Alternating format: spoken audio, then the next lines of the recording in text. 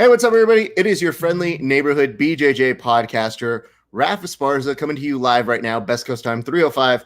UFC Fight Pass is doing the promotional package, which means we have a Chael in the chair.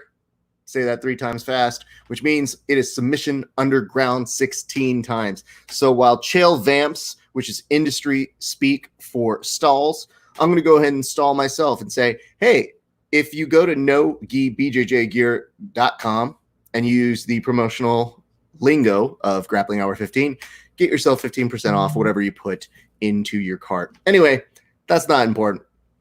What's important at this moment, this time, this juncture, is that our good friend has made the trip back from Georgia just to be here tonight. You know, he's been doing so many good deeds. He's starting his July off very nicely, and I think it's mostly to try and compensate for the shit that he was doing for the past 6 months. Ladies and gentlemen, please welcome back to the show, one, Josh Starlord LeDuc. Josh, how are you doing, sir? Fucking exhausted. What exactly have I been doing for the last 6 months, Raph? I just covered my bases. So when I say something like that, I figure a blanket statement like that's probably not wrong.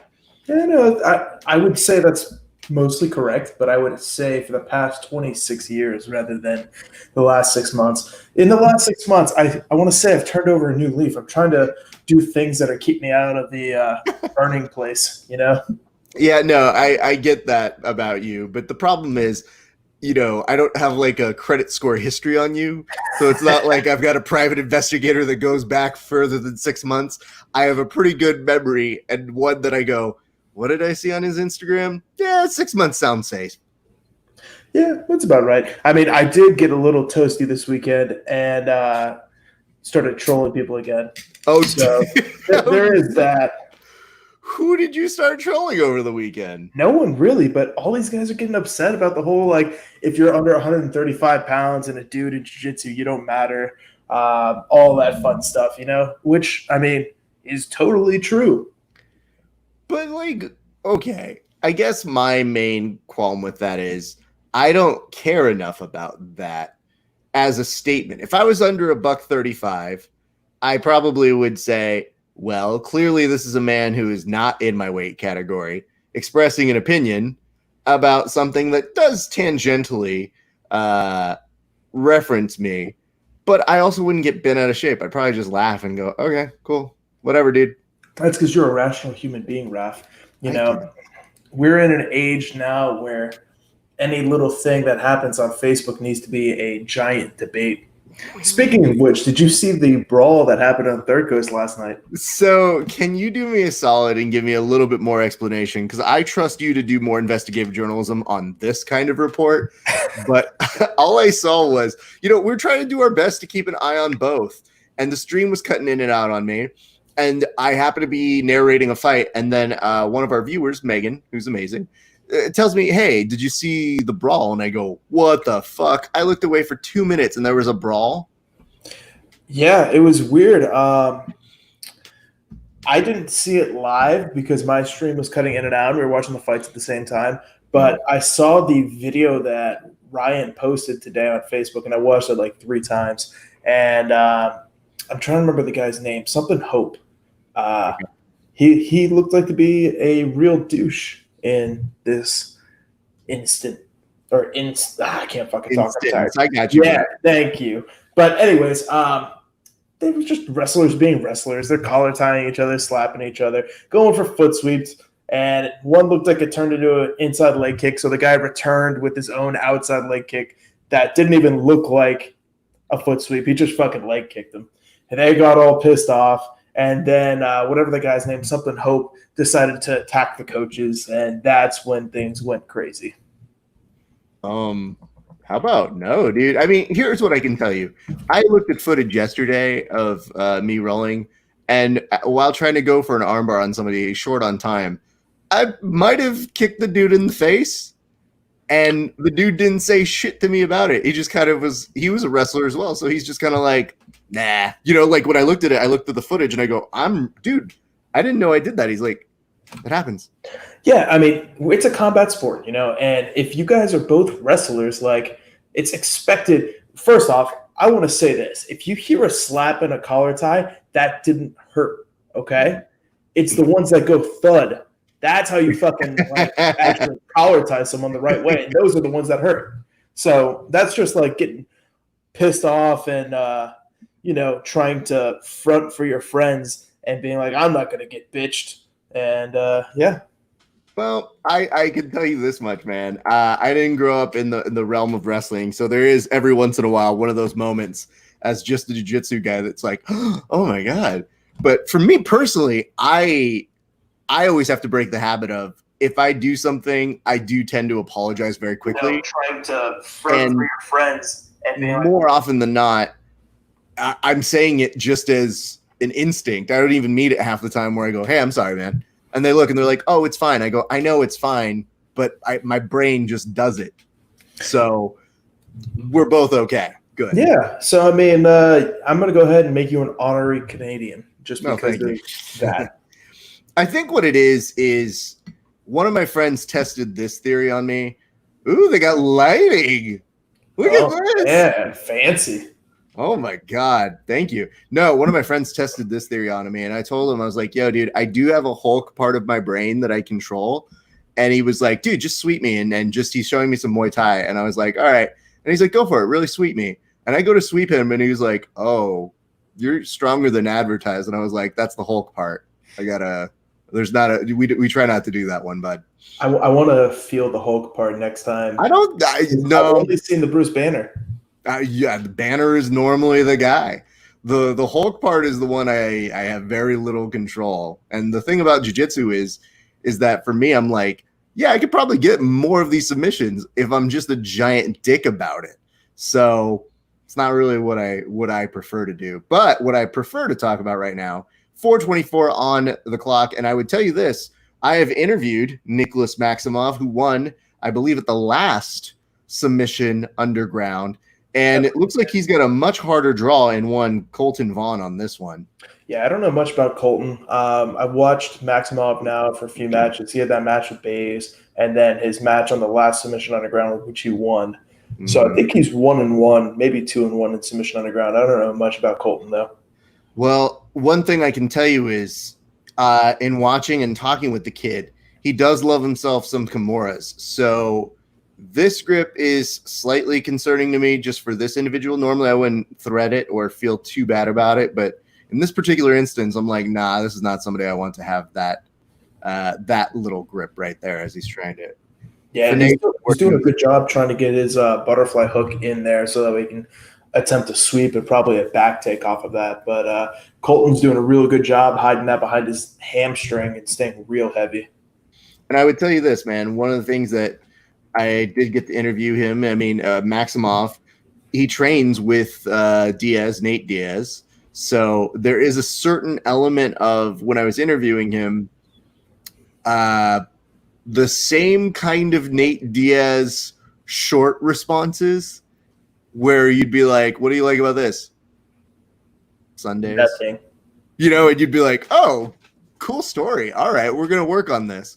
But by the middle of it, we got him kind of rolling and having a little bit of fun. But I just like the fact that I look at him and I go, I know this isn't your fault. I know who your training partners are.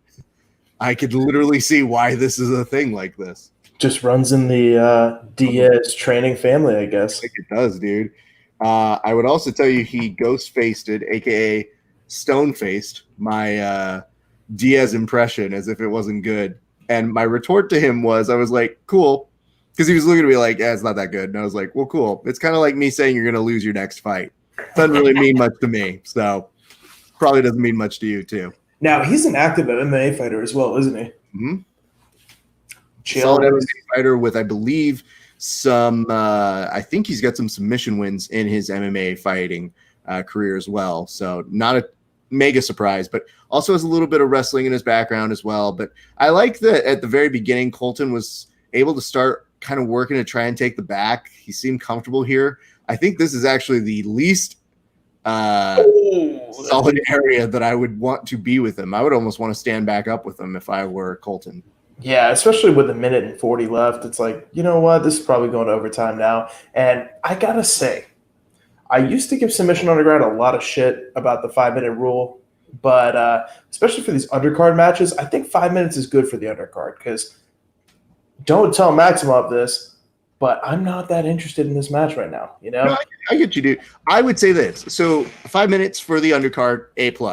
When we get to the main card, I think you could make an exception for 4 matches. yeah, I think so too.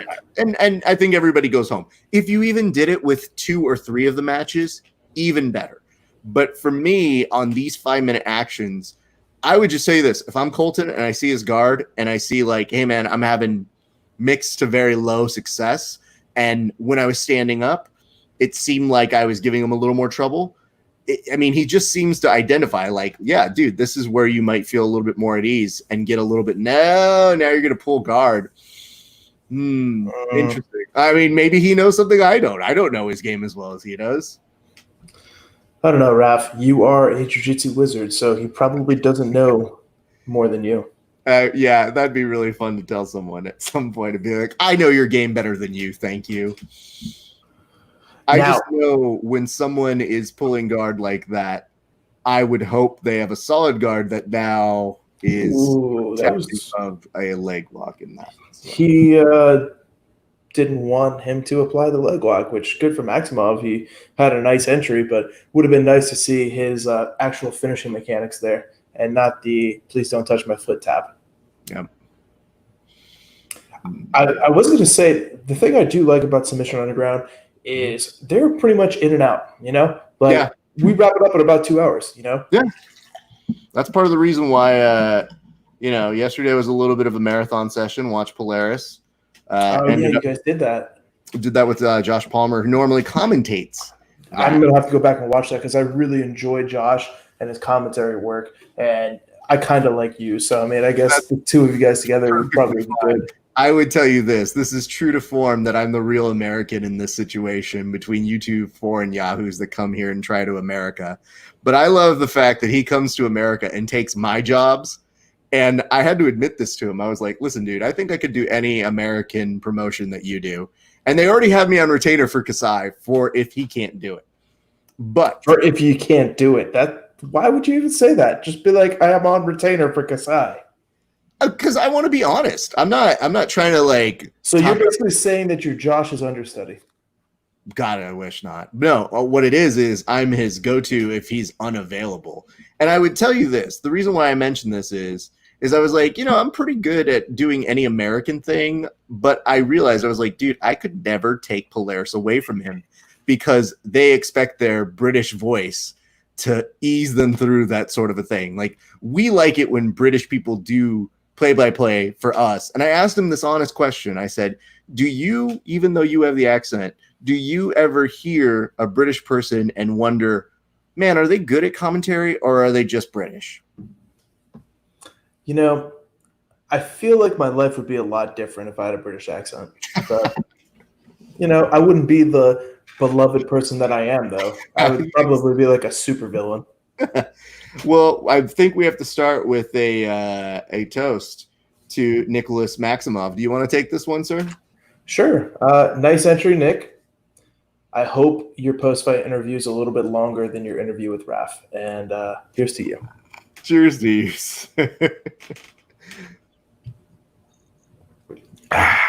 Ooh, that's interesting. Okay. What are you drinking today? Gave this one to me, and I don't know how I'm going to sit with it, but this is from my friend Milton. More on him in a second. But this is a Glass Bong Rip IPA. Interesting. Now, I normally do not partake, so I would tell you I will be very intrigued to know that my non-stoner version of a person will react to a beer that looks very 420 friendly. Yeah. Does it have like CBD in there? It's a good question. Mostly what I thought I saw on here. Yeah, they're not telling you. So it is 10% alcohol, though. That's good. It's interesting because I'm not a huge beer snob, and I was hanging out with a beer snob, Sean McCleary, this weekend. And he was just like having me try all these different beers. And I'm like, yeah, they all taste very complex, I guess is the word. So, I laugh a lot because I honestly started drinking actually out when I was out for school in the Midwest. So my taste buds were like Bud Light, cheap beer. I was a poor college student. I wasn't trying to spend money on craft beer. And then I really want to say it was one of my friends, Kyle Flieger, when we went to Dark Lord Day.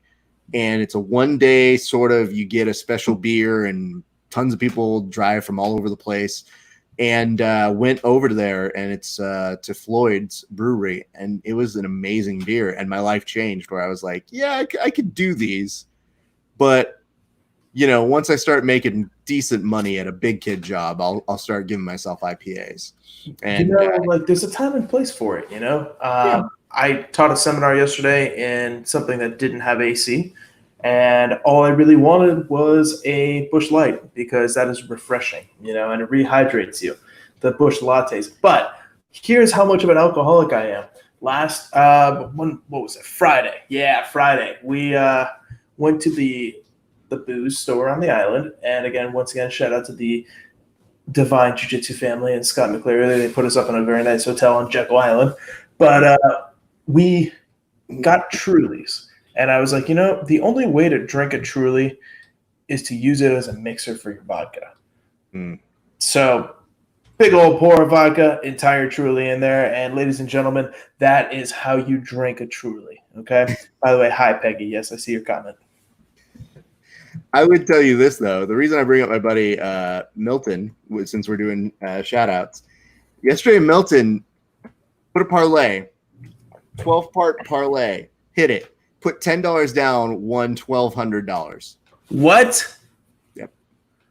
I thought I did good yesterday because I made $300, but Jesus, $1,200. Like, was it just the entire card? So if you think about some of the wonky decisions that happened yesterday, I just told him, I said, I don't know what you did, bud, because he also fights for a living. So I'm like, hey, you know, you did something good to the fight gods, or you had to sacrifice something to the fight gods to give you that result. Yeah, he probably had like some decisions not go his way, and they're like, all right, here you go. He confided in me and was like, I don't think I deserve that one, but I also don't care because I'm making money. Yeah. And when it was getting close, like we got to the last fight, and he literally just shut down communication with me. He was like, because I go, hey, man, you're doing pretty good. He's like, we don't talk about it until you win. No. So, you know, but very proud of him. We're on to another match right now. This is Jesse Brock versus Logan Skinner. Okay, which one's which? I believe Logan Skinner is the one that is named Logan. Okay, descriptive. Yeah, nice attempt on the knee bar transition to honey hole by the Gracie Baja guy. So we're in a phase of doing almost what I call warm-up competition leg attacks right now, where they're at a very smooth pace rather than one that I'm like, no, it's not frantic, so at least they're pacing themselves. But again, gents, this is 5 minutes, so all right, I'll take your toe hold, but I will also expose part of your back for your sweep potentially. Yeah, I don't know why people attack toe holds without the secondary leg, but we're in a little bit of closed guard action here. Don't get to see a lot of this in the modern no-gi sub only unless you're like looking at the 10th planet guys. Oh, yeah, Mr. Gracie Baja thinks he's Huberto and can hold this guy up forever now. I would tell you this. This is a very interesting run away from the leg attack at that point. I mean, listen, here's what I would tell you. All right, I see your knee bar. I raise you a heel hook attempt, or at least what should be a straight ankle. That should be a finish here. But once again, Gracie Baja doesn't really understand leg walks. Hey, you know what, dude? Everybody's got to try their shit. I commend people for doing what they need to do because, you know, a friend of mine yesterday who I was rolling with literally is a guy who never attempts any kind of leg attacks. And after about 40 minutes of training, finally started trying to attack my legs. And all I said to him was, you're adorable. That's great. Look at that. I mean, that's the time and place to try it in competition. I mean, I will say, I wish I knew this guy's name. The Gracie Baja guy looks like he has some very nice entries. Let me get you some more verification on this. I could probably find this out in a second. Skinner or Brock, whichever one you are. His entries look nice. And, I mean, this is a pretty exciting match. He's in on the inside heel hook again, but very poor breaking mechanics and not very good leg retention. at this point. Now he's attacking that toe hold again, looking for an outside heel hook. This guy's staying very composed. God, don't rip across on that outside heel hook. Jesus Christ. So Logan, I think, is the white dude. An Oregon native. Okay, then it's got to be solid base. Yep. So then the other one is going to be Jesse Brock, I believe, is Gracie. Oh, I'm sorry. You're right. Logan is going to be the non-Gracie, or he is the Gracie Bar guy. Yeah, because Logan is the whitest guy's name ever, so I just assumed. And then Jesse Brock. Where does he train from? Jesse Brock is... There's a lot of Jesse Brock, so I'm having to narrow this one down. Oh, that's fine. Well, Jesse had a nice attempt at a straight angle, and now he looks like he's trying to go for a calf slicer off the 50-50 roll. If he gets this, it'll be interesting. But no, now he's going to try to free his leg because Logan's attacking an inside heel hook himself. Logan looks like he should be in a California beach band. I mean, the beautiful part of this is no knee line is at all at risk. So this is usually where I just kind of go, I think one of you should make something transition wise happen. One of you guys should retain a knee or transition to the top. Yeah. Just, it's wonderful advice. Would love it if you could do it. But he might have the knee now. Yeah, it's really interesting because the entrances have been nice, but there's oh god, he's trying to fucking shin bender. Oh, why are people so dumb? Okay, I'm okay now. What I was gonna say is we were in like a battle of the crab rides, and even though it hurts my soul to see how poor these finishing mechanics are, now he's got a shot at an inside heel hook. This match has been fairly entertaining so far. Oh, we've got an attempt here. I'll take that. A decent attempt, yeah. And he still can finish this here. I don't know why he's not applying it. He has the knee line, and he just rolled into the break. Oh my god! Who did this? Sometimes when I look back on the videos that we do, I do appreciate the moments that I see in my face where I react to something. I want to see myself react to going back into the direction of the break. All right, so now we get to see overtime and see what both their overtime games are like. And I got to give some credit to referee Dave Hagan here. He's done a lot better job with the EBI overtime. And I think, it comes with practice. They're on their 16th event now, and he's been getting a lot of practice because it seems like every 3 weeks they have an event. What are you laughing at here, Raf? I'm loving the fact that you give some appreciation, and we're already out within seconds on that one.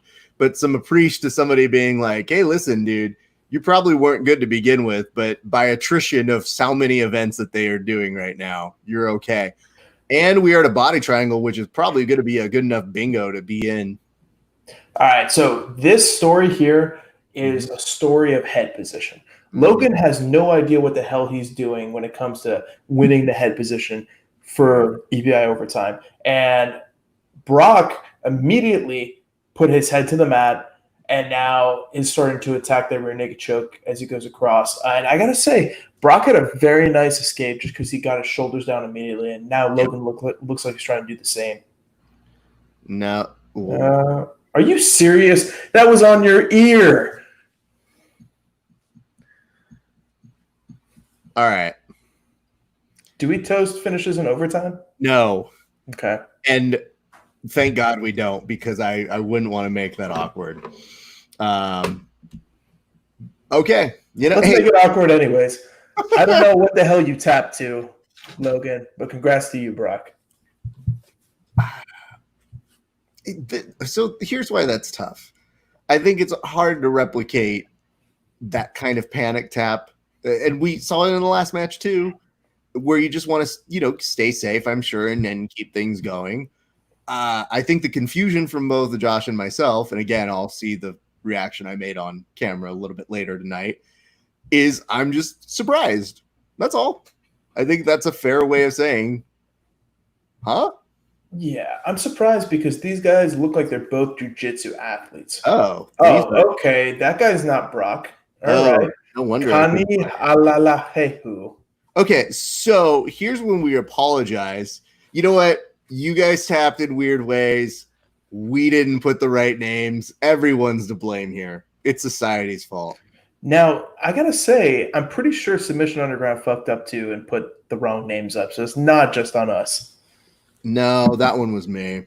Okay. The issue is that I had the column down where it looked like it was the top one, and there was 2 hidden above it. So that is completely my fault.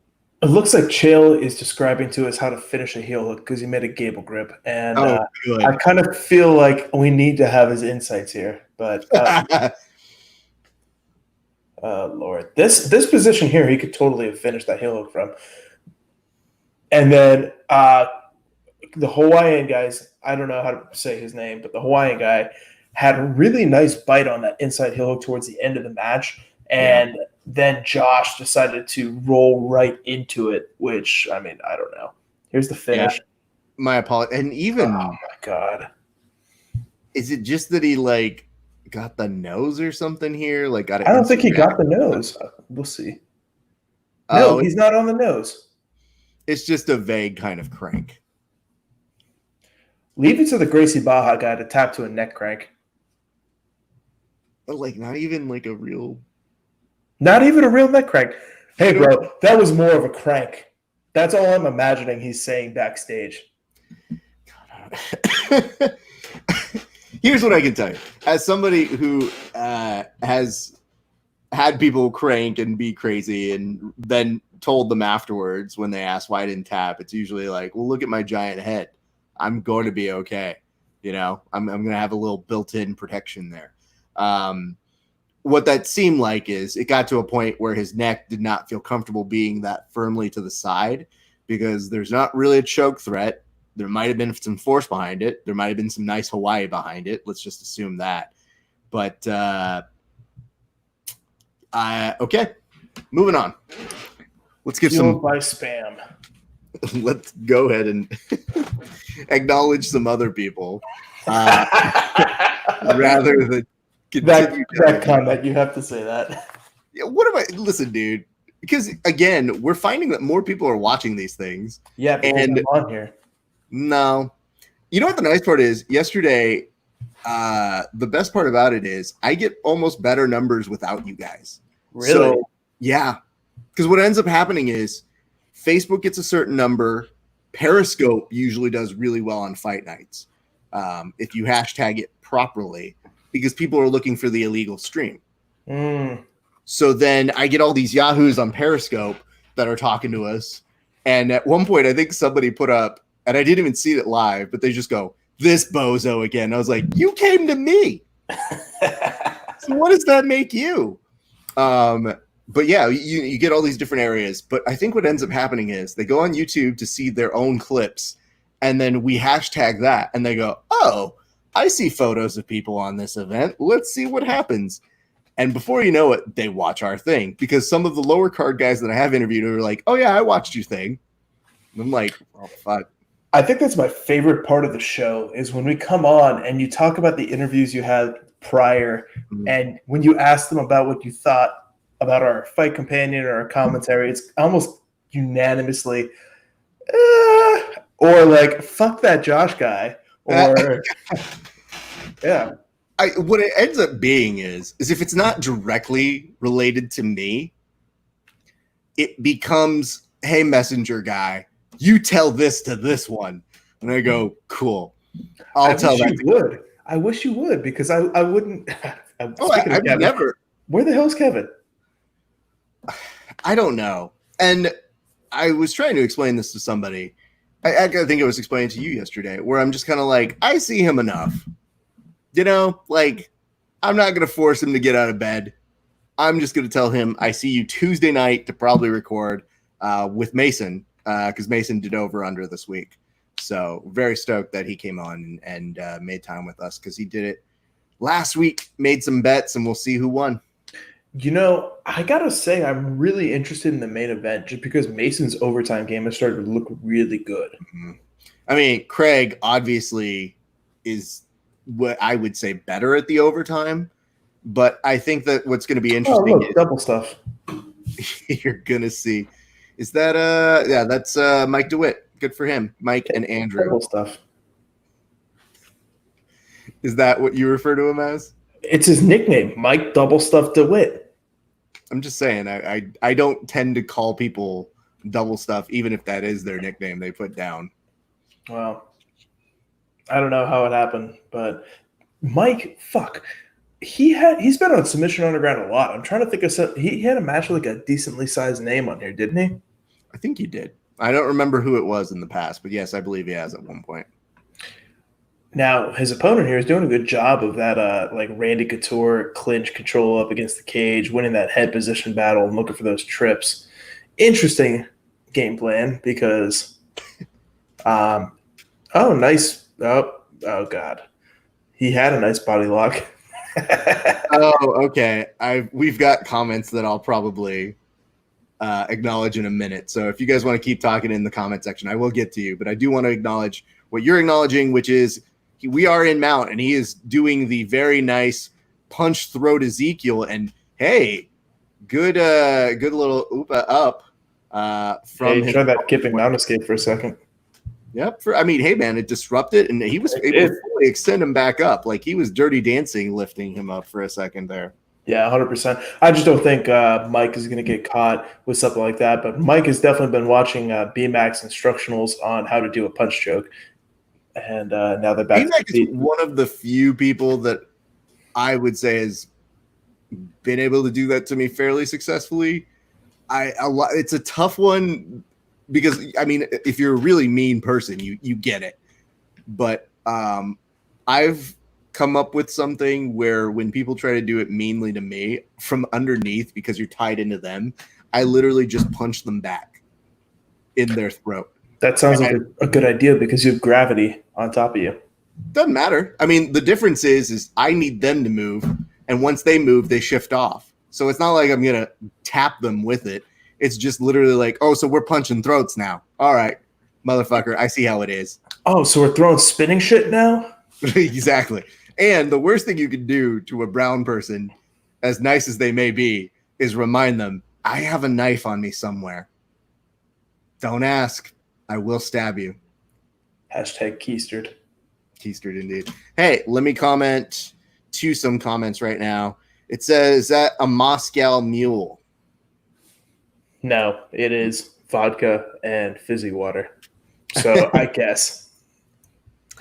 Let me see. We've got Peggy. I saw you acknowledge that.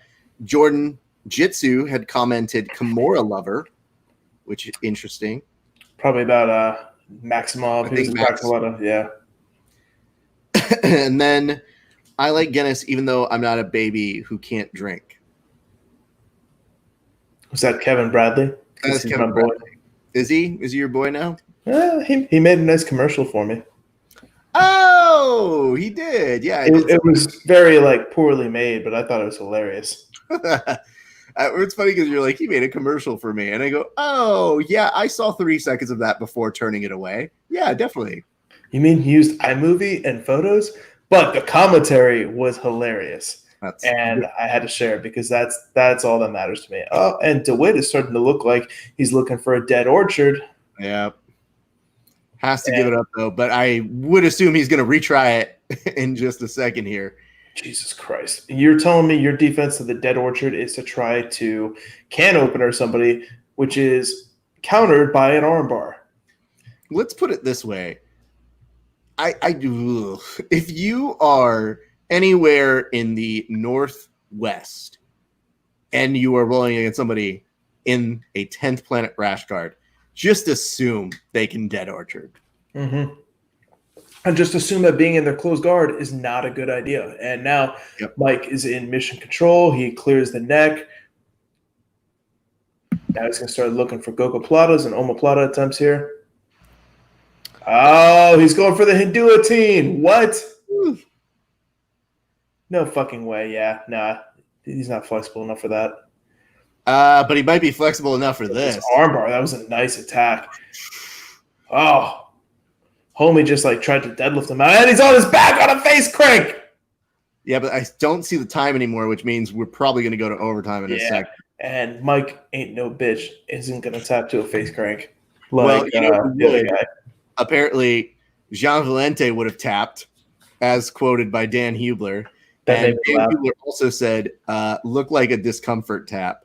So, blah. One of these. Hey, here's what I'm going to tell you guys before they go to their OT. We'll go ahead and cheers. If you give us a like and a share, we cheers you live on the broadcast. And we did have somebody who did that. That's one young Kevin Bradley. So to you, Kevin Bradley, I'm going to wish you a happy birthday without insulting you. Because if you didn't give us a like and a share and it wasn't your birthday, I'd probably talk a little bit about your lack of journalistic integrity and why that works so well for you at the Jiu-Jitsu Times. But I wouldn't say that because it's your birthday and you shared this. So cheers to you, sir. I like Kevin. You know what's funny? For his birthday posts, I literally put on his Facebook, happy birthday, Lesser. And before you know it, there's Kevin Gallagher and Avery. And I'm like, this guy just summoned the whole Jiu-Jitsu Times editorial board on this one post that I put for his dumb birthday. Yeah, but between you and me, who is the lesser, Kevin Gallagher or Kevin Bradley? I know who's lesser when it comes to IQ. Well, I would tell you this. I didn't mean it in terms of lesser on their show. But hey, Mike's in on a nice choke here. Switches it over to the other side, and it does look like this is problematic for Andrew. He is considering tapping, and Mike is now reinforcing it. You're seeing a different color on his face, and he gets the tap. Yeah, it's hard, man, when you're grappling a 10th Planet guy in EBI overtime. It looked like he tried that Matt Scaff defense where he just like relaxed. He's like, here's my neck. Matt Scaff is fake news. That's that. Every time I see that clip, I just go, bro, I'd like to think I've got good defense. I don't know how you pull that shit off. I don't know what kind of weird, America's Got Talent sword swallowing quality that you've got that all of us go, how do you do that? But holy fuck, can you do it? Yeah, I don't know how. I mean, him and BMAC tried to explain it to me once, and I'm probably just too stupid. But I don't know. I can't do that. I, unlike Scaff, have a neck the size of a real man. Oh, wow. No, it's not good because sometimes people with tiny necks can just like not get choked. It's fair. Hey, Mike, congrats, bud. I can't officially toast you, but I can just kind of do one of these and say like, hey, man, we like you. Congrats. Yeah, I like Mike. Good for him. Good win. So, question, Raph. Finishers didn't have a live stream today, did they? So they didn't live stream. They're going to put it up. Now, why didn't they live stream? Was it because they were worried about getting shut down? I don't know. Here's my interaction with them. It said on a question that I think Zach put up, it said something to the effect of, what do you want the commentators to know about you as a competitor? And I just read it as, what do you want the commentators to know? And I just put that Rafa Esparza should be commentating this. And that he's like, yeah, we wish that too, Raph, obviously. And I asked him, I go, why the fuck you're not doing this? You're trying, I'm trying to figure out when it's going to air. And you guys are giving me a East Coast, forget about it. And that's not the way events work. Like, just tell me what the fucking time and date. Because in my brain, I thought, oh, if it's a Sunday and we're happening to do this, I'd watch some of that on here. Like, I have no problem. Yeah, I would too. A little time because I like them and I want to give them some shine. When he's like, it'll be on tomorrow night, I'm like, no, I'm not. I'll watch it whenever the fuck I get around to it then. I might have to go back and do a rewatch of it post-hence. I heard some results. I heard Diggle got a win in overtime, and I heard Coach will beat Shegoli. But that's about all I heard. Yeah, I tried to honor their live delay because that's the fucking killer about doing a tape segment. And what if I were to tell you, Josh, that apparently yesterday's Polaris was not live. Well, I didn't watch. I'm telling you that now. Okay. I know that. So when we were watching it, I was given some intel it was not live. And they had recorded it a few days earlier. And all I could think of was, huh? Okay. I mean, sure, fine. Everybody do what you need to do to get this through. Yeah. It's just really weird that normally from like a television standpoint, we don't normally say like, hey, Jimmy Kimmel live. We even say at the beginning, they just go taped in front of a live studio audience. Wink. See, that's the part that's live. Now, Fredinho, he won the whole thing, right? Yes, Fred. Yes. Yeah. And I have him scheduled to be interviewed tomorrow. Oh, that's going to be an interesting interview because that guy is crazy. So he knows that, and I think he knows that I know that. But I think the entertaining thing to me is he said two things that made me laugh. The first is he's like, what do I need to do? I've never really been interviewed before. And I was like, just show up, like just be yourself, dude. Just be yourself. I pretty much told him that. I was like, you do you, I've got you. Just know one thing. And he goes, what's that? Before he had asked, what do I need to do? I said, I do my introduction. I don't assume people know who I am. So I was just like, hi, I'm Raph. I produce the show. And he's like, hey, yeah, I'd love to be on. That'd be great. Waits a second, maybe about 5 minutes later. Yeah, I used to listen to your podcast all the time. And I was like, used to? You can fuck off. I'm not going to interview you anymore. I met him in Amsterdam when I did the Zapatero over there. I forget if he was he wasn't in the tournament because PO won it and he was too big for it. But that guy was on a tear ever since then. Like, he's murdering in Polaris. He's doing a whole bunch of shit. But now, this is going to sound really bad, but the European grappling scene is not the same as over here, So it's always interesting to me to see them grapple American talent. And someone who comes to mind is, who's that fucking Tom Halpin? Yeah. Like, because they just don't get the love that they do. I think Fred is one of those guys that could be legit trouble for a lot of the Americans. I agree. And dude, I was impressed with his control. And right off the top, dude, when I saw him, I go, yeah, he wants to just fucking get to side control and live there and just pressure the fuck out of people. And more power to you, dude. If that means you've done a few things right to get there. So I'm all about that. Yeah. All I ever think of when I hear his name is just all the videos of him laying on his bed half naked wearing nothing but a belt. Well, that's going to make for an interesting interview. Oh, yeah, it is. So here's some good news. We are at Jesse Brock and Logan Skinner. Okay, which one's time? I think that actually Logan is the one with hair. Okay. So Jesse is got some big, actually, no, sorry. Logan's got some big old legs. Also, be sure to tell us in the comment section if we are wrong on that one. I'm happy enough to tell you guys I don't know these guys by heart, so I'm happy to get information. Oh, we have an information from Scott Weaver that says Skinner has hair. He also said I looked like a 14-year-old with a beard, which is odd because I live very hard. And if anybody says I look young, man, like, I'm going through a quarter-life crisis right now. I'm having a kid. I got gray hairs coming in. So if you tell me I look young, I'll fucking take that and run with it. It's a very weird thing to say. Most people want to keep their youth for as long as possible, young man. That's what I'm saying. Like, fucking tell me I look 14. I love it. Oh, you're bitching about something weird. All right. Well, here's some interesting knowledge right here. There's a guillotine grip that was finally let go, thank God, from underneath. That was not super great. But yes, we know that now as Skinner, who is underneath with the hair. Thank you. And we see for a split second, you see Jesse Brock just eyeing an arm. Now, these guys are both black belts, right? Don't know that. Couldn't tell you for sure. Okay. I feel like I've seen Jesse Brock before. Maybe I'm just thinking Jesse Taylor because he kind of looks like a smaller Jesse Taylor. But yeah. Skinner comes up the turtle real nice. Brock is in on a 10-finger choke that makes Skinner, say, fuck that. I'm going back to my back. And again, you're going to see, oh, nice little open there. He gets up. Somebody's mouthpiece. What's that? Is that somebody's mouthpiece? Probably. I saw something very similar to this at the UFC yesterday where something just flew out of somebody's hair. And I was like, do you have a mouthpiece in your hair?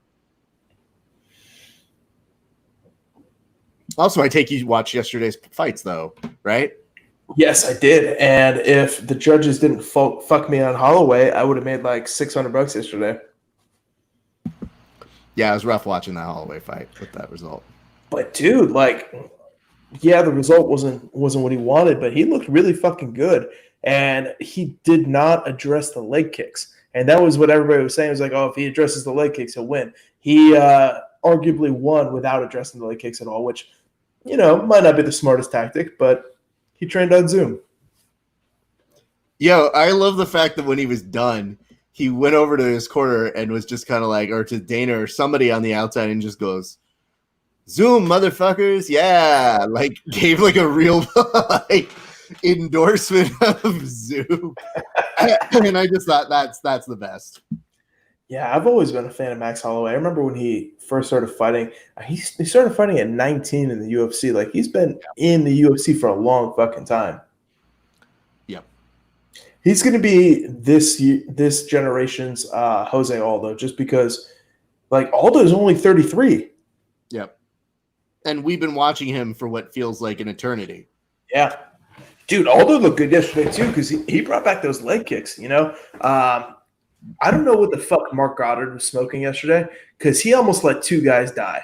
And I know we talked about this a little bit yesterday, but I was kind of buzzed and barely remember it because I was exhausted. But, yeah, he wanted to see some dead bodies, dude. We got a note from Dan Hubler who said Volk won rounds 3, 4, and 5, which means Dan had him on a bet. So that doesn't mean anything to me. Yeah. Doesn't mean it. Oh, is this a finish or is this overtime? Nope, this is now overtime. Okay. Little ginger beard. I like it. Okay. He's showing the red to the camera. And it is rolling out of the cage and back in. And it's still on its side. And it's a red coin. It's the dumbest thing. It turned into a roulette game at the end of it. Like, it's so funny because you look at the ref and you're like, you have one job here. One job, flip the coin. All right, Raph. This is something I want to ask you. Yeah. What do you think about grappling in a boxing ring? Depends on what kind of boxing ring, because there have been some gyms out here that'll host like a grappling class or have grappling in a boxing ring. And some of those boxing rings are fucking no give to them. No, this is like a pro wrestling ring, so it has some give. Oh, then I'm fine with it. I think it's whatever. You think it's whatever, or how do you think that would go for a professional competition? I mean, here's what I would tell you. I have an interest in it because I think there is a subliminal message to the viewer that it's got a little more prestige and it looks cool in a ring. Because to me, whenever I see it in a cage, people immediately think it's kind of like a fight. So you get like this and you see grapplers start grappling and you think, when are they going to hit each other? It's kind of the same with me for boxing, but there's a whole aesthetic that comes with watching an event like this in a cage. So it just depends on if you have that aesthetic when you make it a boxing ring, but with grappling. Yeah, I'm considering putting the August event in a pro wrestling ring in a nice pro wrestling facility in Orlando, just because I have friends who own the facility and we can have a bigger crowd rather than at my gym. All the lights that we would have done, the showmanship. And I remember I grappled for the PGL and they did all their stuff in the ring. And outside of them, we don't really see the ring. Nice armbar time. Ooh, he could get out of this, but he's going to be stuck. He does not want to tap to this, and that arm is, he has to verbally submit on that one. Oh, and he fucked up his arm. Oh, fuck, dude. Nobody ever wants to see injury. No, but I mean, like, he even knows. He's like, fuck. Yeah. And the worst part is, the cameraman, stop being drunk. I think the worst part is he saw the tunnel out. Like he saw his way out and knew that he just missed the timing by a hairpin on that. Yeah, he had his head between the legs for a minute. It's just you get your head out of that legs. You're just missing one small thing to get out, and he just didn't hit it. And I think that's what's going to bug him for a bit. Dan Huber says Volk was plus 500 before round 5. So, yes, that meant that Dan was probably betting on him a lot. Damn, plus 500 before round 5? Yeah. I need to talk to Dan more during the fights because I do most of my betting beforehand, and I don't really pay attention to the live betting. And I feel Dan is all about live betting. That is mostly where Dan lives. So when Dan does come on the show, so I've got to figure this out because I want to make Dan a regular on our show. Yeah, he needs to be the numbers guy. But the problem is the numbers guy from a TV standpoint is supposed to come in during the break. But during the break, I usually vamp for him and I usually kind of keep the show going while he's like, yeah, I think that's really cool too. Put it on Paige Van Zandt losing. Yeah, no, obviously really good. So I don't want to ruin his business. I don't want to take him away from watching the event while also doing his bet. Oh, they're doing the replay and you see him just out. Is it that, hold on this replay, I think you just might have missed it here, Josh, but I'm doing a troll. Appreciate it. Is it that when he was in the process of transitioning out, that supporting arm couldn't come to kind of padlock or provide any kind of help and assistance with the right arm? Man, if I was him, because he had his head out in the first place, I would have been trying to push that foot off my face. Not like, I don't know what he was doing there, but I mean, he did have a fully extended armbar. So I'm not going to Monday morning quarterback that too hard. But yeah, definitely, if you could get that second hand doing something beneficial, would have been a different story, I believe. So we got a couple notes here. Hello, Gabe. Gabe says, hello, Raf and Laduki. Which Gabe? Gabe Icovino. Oh, okay. Hi. Only Taza calls me Laduki. Well, now you got two people to do it. And Cameron Moore asks, who fucked up whose arm? That would be Jesse. Brock fucked up Logan Skinner's arm in that overtime. And Chael is now, like, do yourself a favor and really just watch Chael and mute him and see what you think about his gestures. You know what I think? He's looking pretty thick with them arms. He's got the biggest arms and the biggest charms, my friend. Dude, they're getting fucking big. I need to get on whatever Chael's on because if I can grow up to be like Chael Sonnen, I will. Now, Raph, do you get notifications from the Grappling Hour Instagram on your phone? I do. I would like you to check it right now. Oh, no. Okay. I'm equal parts not nervous, but I guess concerned. On Grappling Hour, right? Yep. Okay, what am I looking for here? Should be a notification. I don't see anything yet. Are you sure you didn't send it to Verbal Tap? No, it's not Verbal Tap. Is it a private message or is it a... Well, Raph, I'm just going to go ahead and show it to you because... Hold on. Don't do anything. I want to see it. Or just go to my profile, okay? Okay, I can do that. On Instagram. Hey, Keith graduated. I know, I saw that. Good for him. Good for him. His useless degree. How crazy is it that he's been doing this the whole time?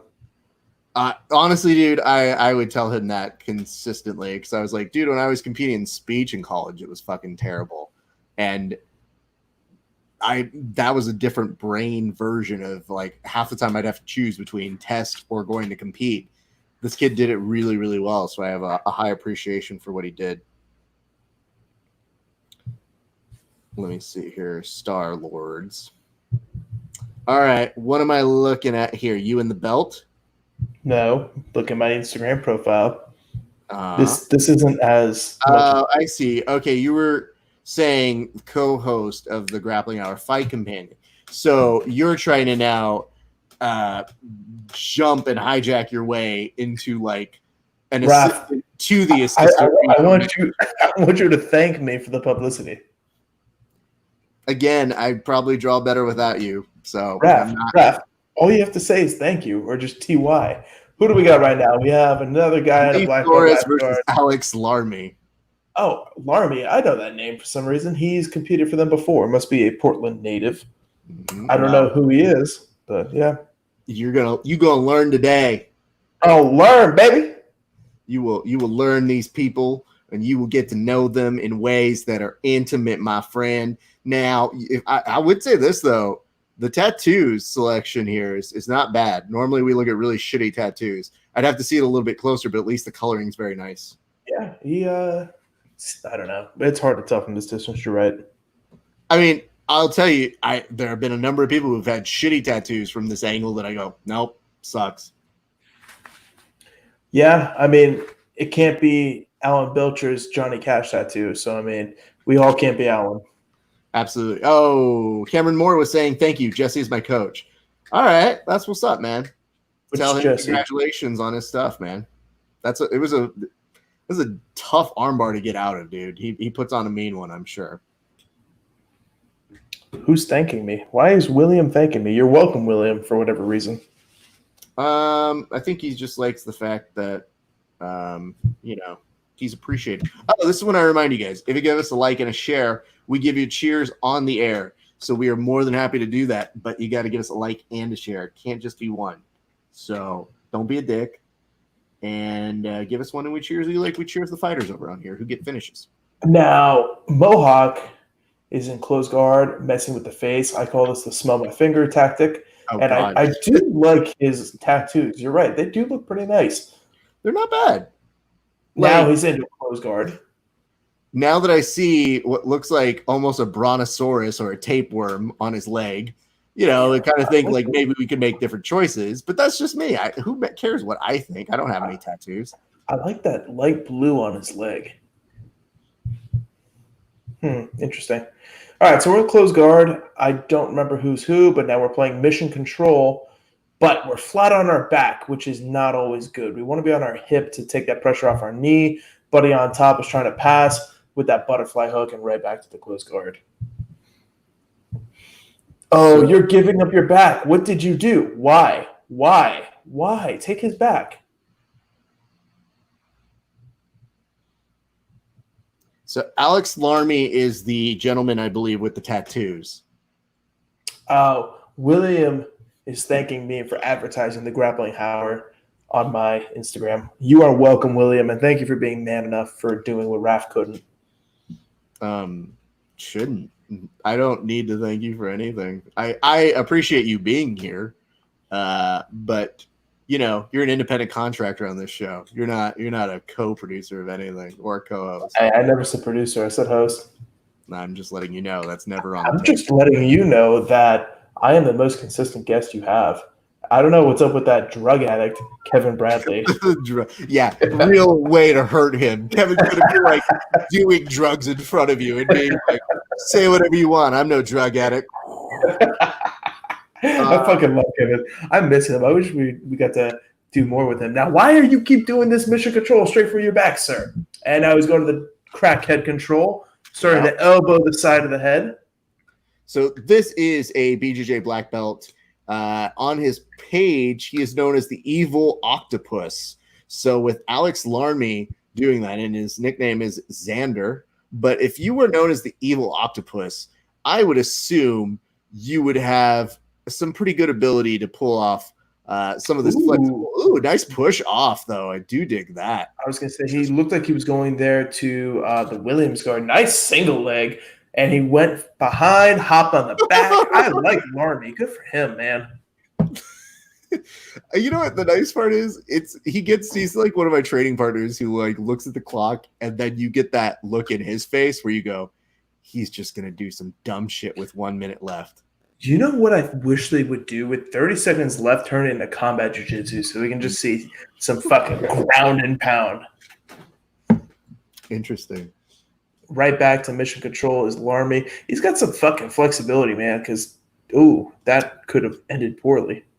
I have a lot of appreciation for this. I don't have this set on my phone. Let me see if I can set this up for a second. But I do want to bring something to your attention that I think is actually pretty impressive for one young Alex Larmy. Is he young? Everybody's young to me, so it doesn't matter if they really are. I just call everybody young. Your age is as ambiguous as your race. Thank you. I work really hard at that.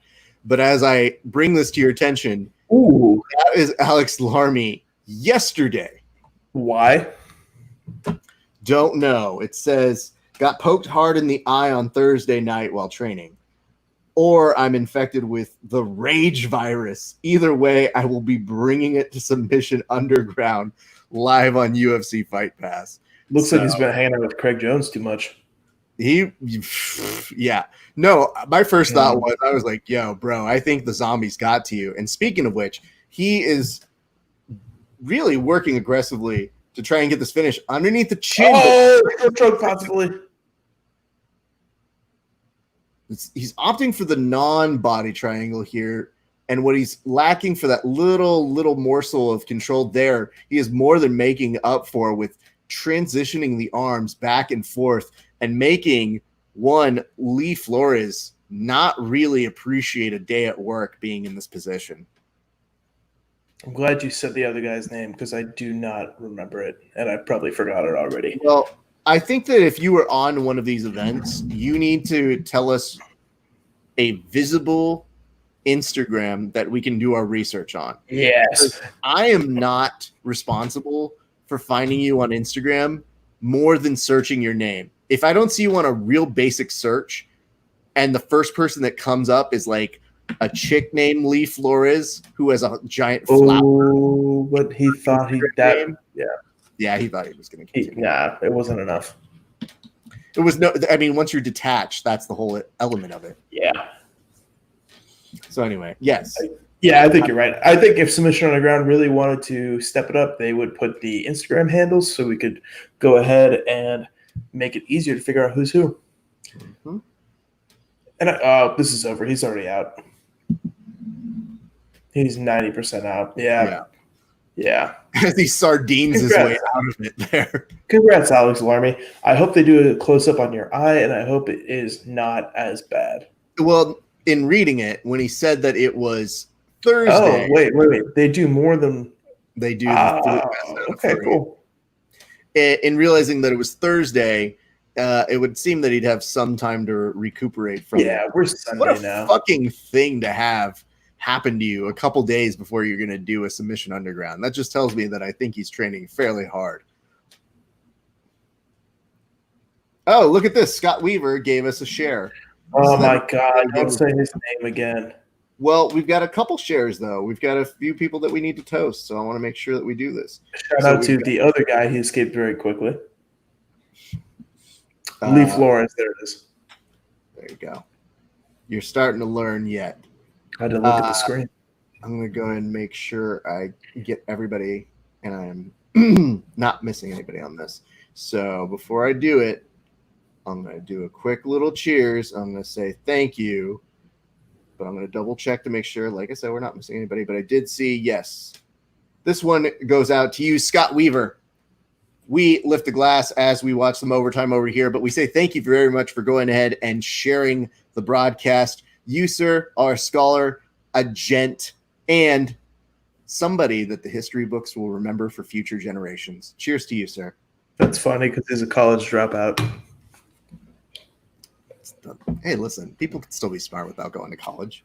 Yes, but his intelligence is more of a physical kind. I appreciate that you refer to it as intelligence, which is the best way to put down someone as sounding like an idiot. They'd be like, he's an idiot. I think intelligence is bad. Listen, Raph, I just want to tell you something. I drove down the coast, back home, just to... You weren't even a dad yet. You don't get to do the, I drove 8 hours in snow to get to work every day. I'm just saying I drove to independently contract and co-host this podcast with you. Not contractually. You are for hire. You might actually be. You know what I could probably do better? I could probably go on Fiverr and get somebody from India to come on the show and call them Star Lord, and they would do just as good, if not better, job. Can we please do that for a Fight Companion? I'll pay for it too. I think that would be amazing. Wanted extra co-host for a grappling watch-along show. Must be able to be around for 2 to 4 hours, depending on the show range. So are we doing the Fight Companion on Wednesday? Yeah. Oh my God, Raph, please, let's do this. Let me make a contest, okay, for someone to jump on. But if they get annoying, I just want you to keep pulling them on and off the entire time, okay? But we need to make a contest to who can be the third host of the Grappling Hour just for one night on Wednesday. A special guest of the Grappling Hour. Let's not call it a third host. But you just said there was a second, and that's me. I mean, no, I was talking about the kid who's theoretically from India that goes, I very much appreciate being here. This is very nice. Thank you. As a white male, white heterosexual cisgendered male, I could not do that impression. No, you know what the worst part is? I calculated the risk in my head, and I said, I'm willing to take it. You kind of look like Apu. You have the same haircut, so you're fine. So we used to get this all the time when people would say they didn't know what race I was. And, they'd look at me, and I go, we're brown. And they'd go, what kind of brown? And I was like, it just kind of goes for everything. You know what I mean? I don't really want to get into it. And they'd be like, oh, man, I don't know what race you are. And I was like, well, I don't think you should be that worried. Are you going to blow me up or are you going to stab me? By the way, yes, Alex Larmy. Let's hope that I got that right completely throughout the whole time. I might have not called him Alex. I think I got his name. We did. His name, he's with Team Surrey, so I wonder if he works for the voice inside of his.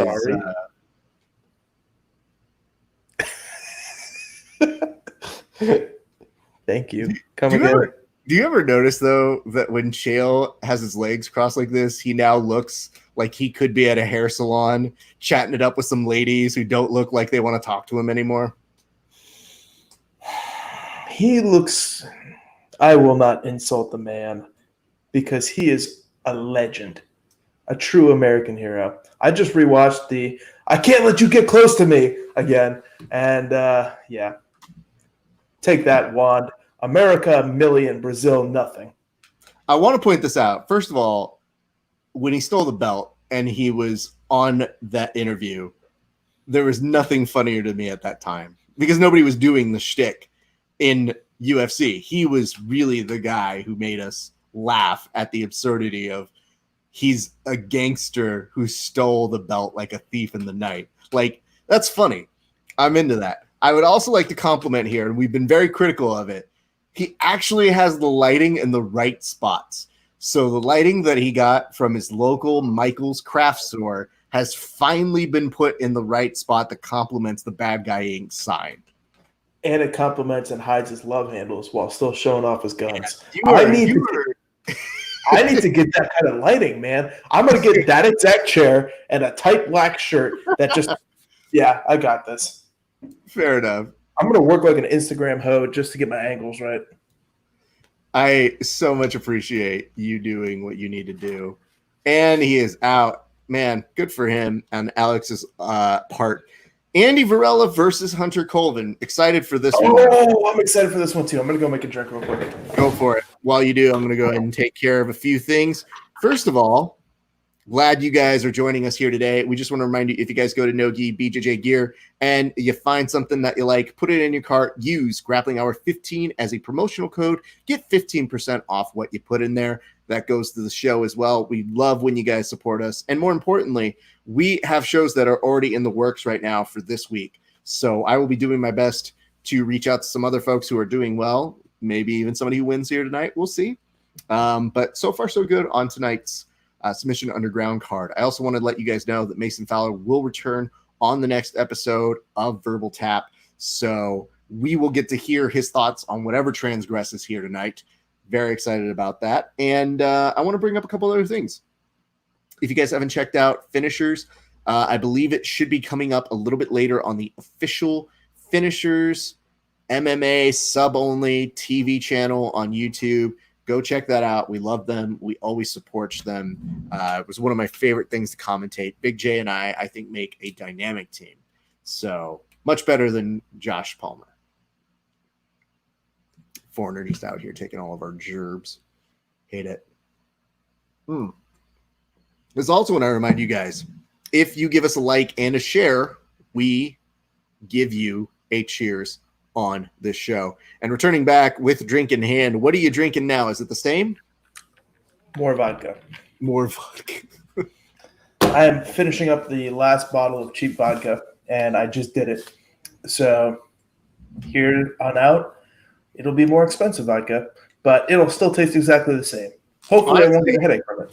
This was one that I was like, I realized that Milton had given to me like 2 weeks ago, and he told me, he's like, dude, let me know how it tastes. And I hated telling him after he gave it to me. I was like, hey, man, I'm really just trying to reserve most of my IPA drinking to these things. So I told him, I was like, don't expect me to get this to you the next day. It's going to be a while because we had that week off with Fight Island. And now we are straight into Andy versus Hunter. And Hunter is always putting out good matches. And last time, Andy had a great match against Cody Steele as well. Andy. Jumping crane kick to the nuts.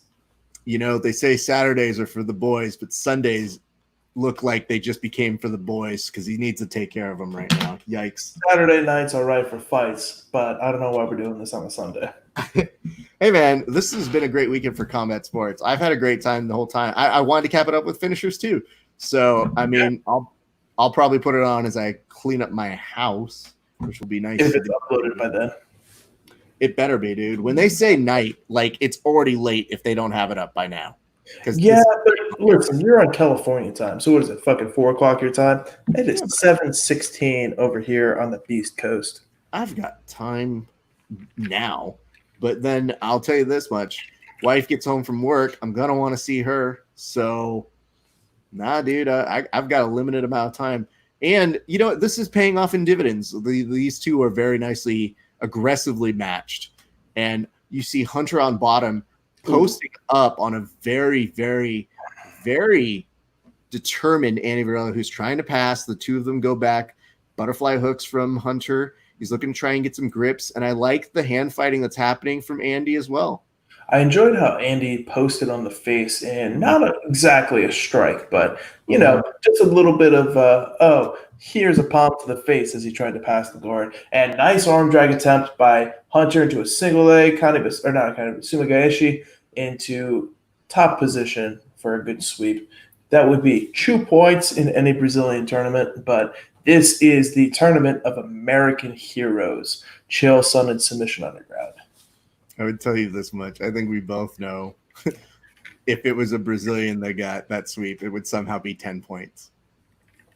It's true, and you're right. It was a great weekend for combat sports. Fight to win on Friday. Then we had the UFC and Third Coast, and then we're finishing with submission underground. I'm just excited that we have like 4 UFC events in a row where I'm going to make some fucking money. Good for you. And we will get Dan to come back on at some of these. I'm sure I'll reach back out to him. But I'm going to figure out a format. We're getting more and more people who, in passing, want to come on, want to do some fun stuff. So I just kind of have to shape the thing. Get in line, kids. When the co-host says you're allowed to come, then you're allowed to come. Assistant to the assistant regent manager. Still a title. Yeah, I know. But you're the type that just is going to probably Dwight your way through this and make your own business cards. And I'm going to be like, I don't even I'm going to make a virtual business card next. Thanks for the idea. Now, Valera's on that guillotine attempt. Real tight. Hunter's moving to turtle, looking to hand fight a little bit. But here's why I like both of them. Within this match, the two of them have already put more effort, more submission attempts, more violence. Hell, it even had one nut job break for a split second. Like, there is a good return on investment on these two.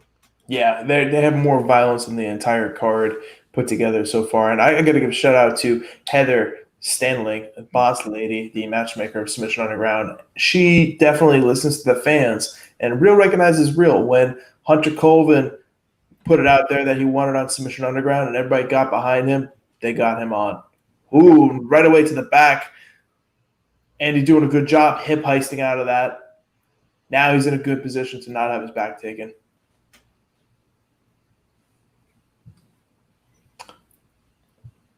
I hope you're looking at these comments. They're very I saw there. Well, you've basically already hired what looks like William Kirkwood to say nice things about you. If you're willing to put up a fucking Fiverr ad for a co-host from India, you're also willing to put up an ad that's like, please say nice things about me. Raph's so mean to me, and I just want to be his friend and co-host on the show. Oh, Lord. Raph, are you coming out for Subversive Miami? No, I don't think I am. And I'll tell you this much. With the rising cases in Florida, I haven't messaged Hunter. Ooh, darts attempt. Yep. And Andy still trying to move out of it. I think he just tapped right there. Wow. There you go, Hunter. So what is he? 3-0 as a pro MMA fighter. Got his super fight debut on Submission Underground for a win. So with the tournament, he's 2-1, I believe. All right. Here's one. I'll take this. Cheers. Okay. Hey, this one goes out to you, Hunter Colvin. So, Hunter, you may not know this, but a lot of people have said, why haven't you interviewed Hunter Colvin to me? And I said, you're so late. I actually messaged Hunter Colvin on his Facebook and he didn't see it. So this is me putting it out there for you. I want you to come on and get the interview that you were supposed to get probably now 2 years ago. So my cheers is for your finish, but it's also, you better return on investment, come back and give me an interview, you asshole. Cheers to you, sir. Done. If I could audibly roll my eyes, I would. Why would you roll your eyes? That's your one Hunter story. Like, come on, dude. We get it. He ducked you for an interview before Starlord Enterprises took over the Grappling Hour management. Now that I am a co-host, he's going to come on. And, you know, there's a reason Gary came back on the show, because I asked him to. Yeah, your relationship with Gary supersedes my long documented number of interviews with him. I like the fact that I told Gary, I was like, you do realize this is essentially a demotion. You've gone from being a guest on the show to a correspondent for the show, Gary. And you volunteered to do it, which makes it really sad to me because I realized how bored you truly are at Fight Island because you can't do anything. Yeah, that's got to be super boring. I was negotiating a match for one of my clients, and they were talking about who's the fucking Korean promotion, Spider, them. And it was like, you have to quarantine on your way there. I'm like, man, dude, 2 weeks in a fucking hotel? How bored do you have to be? Like, no wonder Gary fucking came on the show again. Well, the worst part, so he messaged me at, it's 5 a.m. in the morning, and I just happened to be up. So I got up, I looked at it, I see he's there, and I go, yeah, fucking, let's book it. Fine. But I just realized he's in the comment section. Normally, Gary just sends me a note, like a message, because Gary will send me notes to try and say, is this funny? And I go, no. He'll just be like, oh, okay. But I appreciated the fact that he put that out there because, he was like, dude, I just want to give you the exclusive. I want to show Fight Island and let you in on it. Because he goes, honestly, you've been critical about some of these things. And I go, Gary, if you can't see why I'm critical, I don't know where we start. Think about it like this. Look at this camera angle. I don't know why he's now gesturing with his leg and his karate chop moves. But I told Gary, I was like, hey, man, there's nothing more that we ever want than to watch events. But if people are putting on events and not being responsible at the highest level of the UFC, then we're going to look like the dumbest sport possible. And even as is, as much as they're still being careful, they're still catching some of these guys with COVID. And even if it wouldn't affect them, it's going to make the sport look even dumber than it sometimes looks, especially when we get a headline that goes UFC fighter Mike Perry, and you go, no. You know, I'm not going to defend Mike Perry. How could you? What would you say? You can't. But what kind of old guy rushes up juice to the tits Mike Perry and thinks that's a good idea? So, how much courage water do you need to have? I think what people missed about that story is that apparently he had already hit a waiter before going up. So I think that old dude was kind of like looking around and going, all right, it's come down to... And worst of all, I haven't figured this part out, but I guess it was reported that he kind of hit somebody, and the wording of it was weird, but the wording of it was close to he hit somebody who was later revealed to be, I believe, his girlfriend. And I'm like, the same girlfriend that fucking coached him to fucking glory? Listen, that is getting you a one-way ticket to Star-Lord Bounty Hunting Services finding you and putting a bullet in the back of your skull if you fucking touch your... I mean, here's the other part is, you know, my wife and I'm sure we could probably put on a good public scene just like anybody else. But when his girlfriend / coach had to go to him to calm him down and say, bro, like all I could think of was my wife telling me, bro, chill, bro. Come on, bro. And I couldn't stop laughing. Yeah, she's like, I thought my job was to bring you water, not stop you from beating up the elderly. Going myself. Oh, Micah Brakefield. So his opponent was pulled last minute, right? I thought so. So who was the other dude? He was supposed to grapple. Fuck. It was someone I knew. I don't remember. Put the hashtag on this. Boom. Oh, I got to also share it on the other one, too. Jesus Christ. The underground don't stop for hoes ever, my friend. All right. Micah, I believe if that's the case, should be the favorite here then, yeah? Yeah, Micah's not bad. He is a Canadian brother, so okay. I am pulling for him. Okay. But let me pull up the previous opponent just so I'm not mistaken. So we're on the main card now, I think. Yeah. There is no real transition between the two. Like, to me, the whole thing is the main card because of how quickly it goes. However, homeboy who he's up against for a split second had a nice mount and now is going to be paying for it, whereas Micah is in mount and might have to do a little bit better to retain because he's already starting to find his way to try and regard here. So he was supposed to grapple Jake Ellenberger before he got taken out for COVID reasons. Damn, man, this night has flown by. We are an hour and 23 minutes in. We have, 3 matches left? Submission Underground, I do appreciate you. Now we're going to look at a triangle attempt by Mr. Brakefield. Look at those long-ass legs. He reminds me of a better Elijah Carlton. Fair. I don't know, man. I hate people who are that lanky at jiu-jitsu. I feel they should, be disqualified. They shouldn't be allowed to do jiu-jitsu because that right there. He just moved himself into a crucifix because of his legs. Yep. Unfair. Oh, this is about to be over. Congratulations, Micah Brakefield. Let me see here. Yes, we are getting those notes. Thank you for watching. Appreciate you. Checking on over on our YouTube real quick. I mean, I thought this would be over sooner than it was. Man, nice movement to get out of it. And now he's going to get the opportunity to work from mount. That was a very nice escape there. So big shout outs to Skinner, I believe. No. Yeah? No, I got to take off that name. Sorry. I got to change the placard. Shout out to Star-Lord. Yes. Except, yes. My God. It is very funny to see all of the behind the scenes stuff whenever they are posted. So this is Ben LG. Yes. LG, that's who it was. Sorry.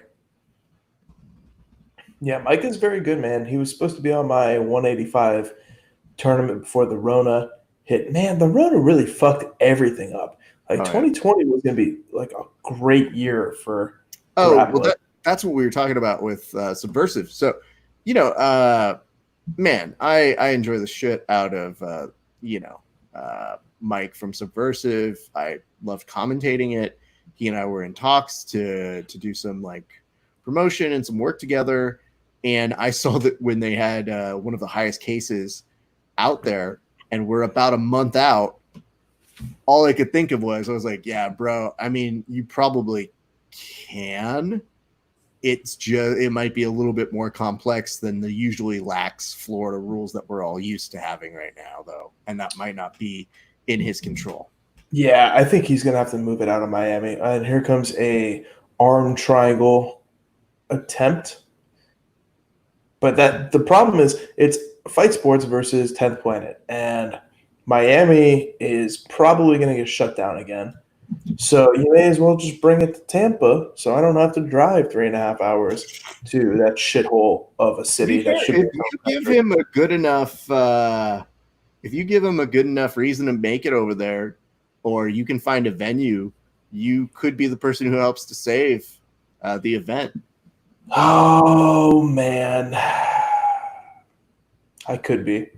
Now, listen, I'm basically just a consultant to the big promotions. And, here, now it's fucking over. Oh, man. Okay. Algae is slippery, like algae. It could be Eggly, but I'm going to just keep saying it differently each time because I feel like that's what I want to do. I'm a little torn. So far I feel like this one had a little bit more of a surprise element in terms of back and forth. But the last match with Colvin and Varela, I think, is still kind of my number one seed. Yeah, because Algae kind of looks like a vampire. Micah is so much bigger than him. This guy needs to get brought back at a lower weight class because he is proven his worth for sure. I mean, the other thing is, I don't know, man. Just trying to match up Micah, I think, has to be a difficult thing. Of course, famously, our good pal Jake has beaten Micah. Has he? Yeah, he beat him at one of these at a Submission Underground, and I believe Jake is actually he likes to say that he is known. I don't know this personally, but he likes to say he's got a good outside straight footlock. Yeah, I'm going to find out in August. Now, okay, since Iowa probably doesn't have high cases, are you going to come to Iowa?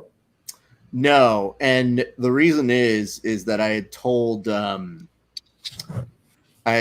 Jordan, I was like, hey man, here's the major issue I'm going up against right now.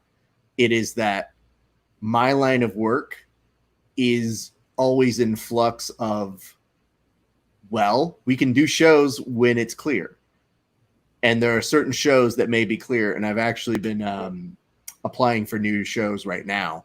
Oh, I got you. I told him, I was like, dude, if I get on a new show now, I don't know what the schedule's going to be. I think they're going to try and just do, if they can do it socially distanced or like a smaller production, they're literally going to try and do what would normally take 2 months in a month. So you're telling me because you're applying for jobs, we have to deal with the B squad at Open Guard Cast doing commentary. Listen, dude, I would tell you this. Do you know how sad it would be if I did show up and go, JK, I don't have to work weekends, and then just show up and go, yeah, you guys were announced as the official commentators, but move aside, professional coming in. Or we could just do a Fight Companion live from there and get more views. Yeah, I thought about that. And you know what? The hard part is I think there's bound to be a UFC that weekend or something. So I haven't figured out a way to, and I'll probably think about this as we get closer to it, to give some shine to Jordan while also kind of stepping back a little bit, because that's kind of the fine line I want to hit. Yeah, I get it. So Micah got the full 2 minutes of ride time here, which is not surprising because he is a giant with legs longer than trees. But you're going out there, so you are excited. You're going to be teaching a seminar, yeah? Yes, I'm going to be teaching a seminar out there. I'm going to be crashing the commentary, and yeah, it'll be a good time. I don't know who his co-host is on the Open Card Cast. Do you know? So I don't know him personally, but the kid seems like really nice. Like I put people in different. This guy just tapped Micah. Yep. Okay, go ahead and talk about this nice kid. Well, hold on. Does Micah get a chance to respond, or was that the last of the period? No, that was the bottom of the first period, I believe. Well, Micah is feeling like he just let down a mythic quest. I mean, he kind of did. Wow. That's the most I've ever seen Submission Underground let a fighter have their moment, because normally they just go, and moving on. Get the fuck up, kid. All right, let's keep this show rolling. They're definitely afraid of being turned into vampires, though. So, who's this announcer? He's looking kind of spiffy. Mm-hmm. Anyways, tell me about this nice kid that runs the Open Guard Cat. I should probably listen to some of their shows before I go in and take over commentary duty. Good Lord. What should you know about him? They're just nice. You know, the hard part about it is when I categorize different people is I say, okay, these are the guys who I'm not going to give shit to. They're nice. I don't know that they take it. There are other people that I go, oh, these people think they're hard asses. Oh, whatever. Fuck them. I have different levels of what I think people do for podcasting just as personalities. Because for the most part, I always like to reach out to people and get to know them. But there are a couple podcasts in jiu-jitsu who I still haven't talked to. But think about the people who do podcasts in our sport. They all tend to be pretty the same, is the hard part about it. And I think that's a difficult thing to stand out. So I think, when I think Jake was talking to me about his show, I just said, hey, man, just be yourself, be nerdy, nice kids, and just really on the wholesome goodness and run that angle, because that means that you can run the risk of both being on Flow Grappling and they'll retweet you and they'll probably put you on commentary. But at the same point, I think it's not with the same kind of thing that I would do, which is, yeah, Flow sucks sometimes. I have the ability to say they suck. And I think that's a different vibe that show has. You're right, Raph. Not everybody can handle being part of the underground like us. But yes, 100%. But it's weird because Jake has a darkness about him. A little bit. You say that he's this nice kid, but there's an inner drunkard in there that just wants to be let out. So I'm going to try to do that. I don't even know it's an inner drunkard, because when he and I went to go watch a fight together, he wasn't really drinking. He was just kind of like, he does that Jake thing when there's a quiet moment. He does like the inner monologue out where he goes, man, I don't really drink a lot. This is alcohol. This is beer.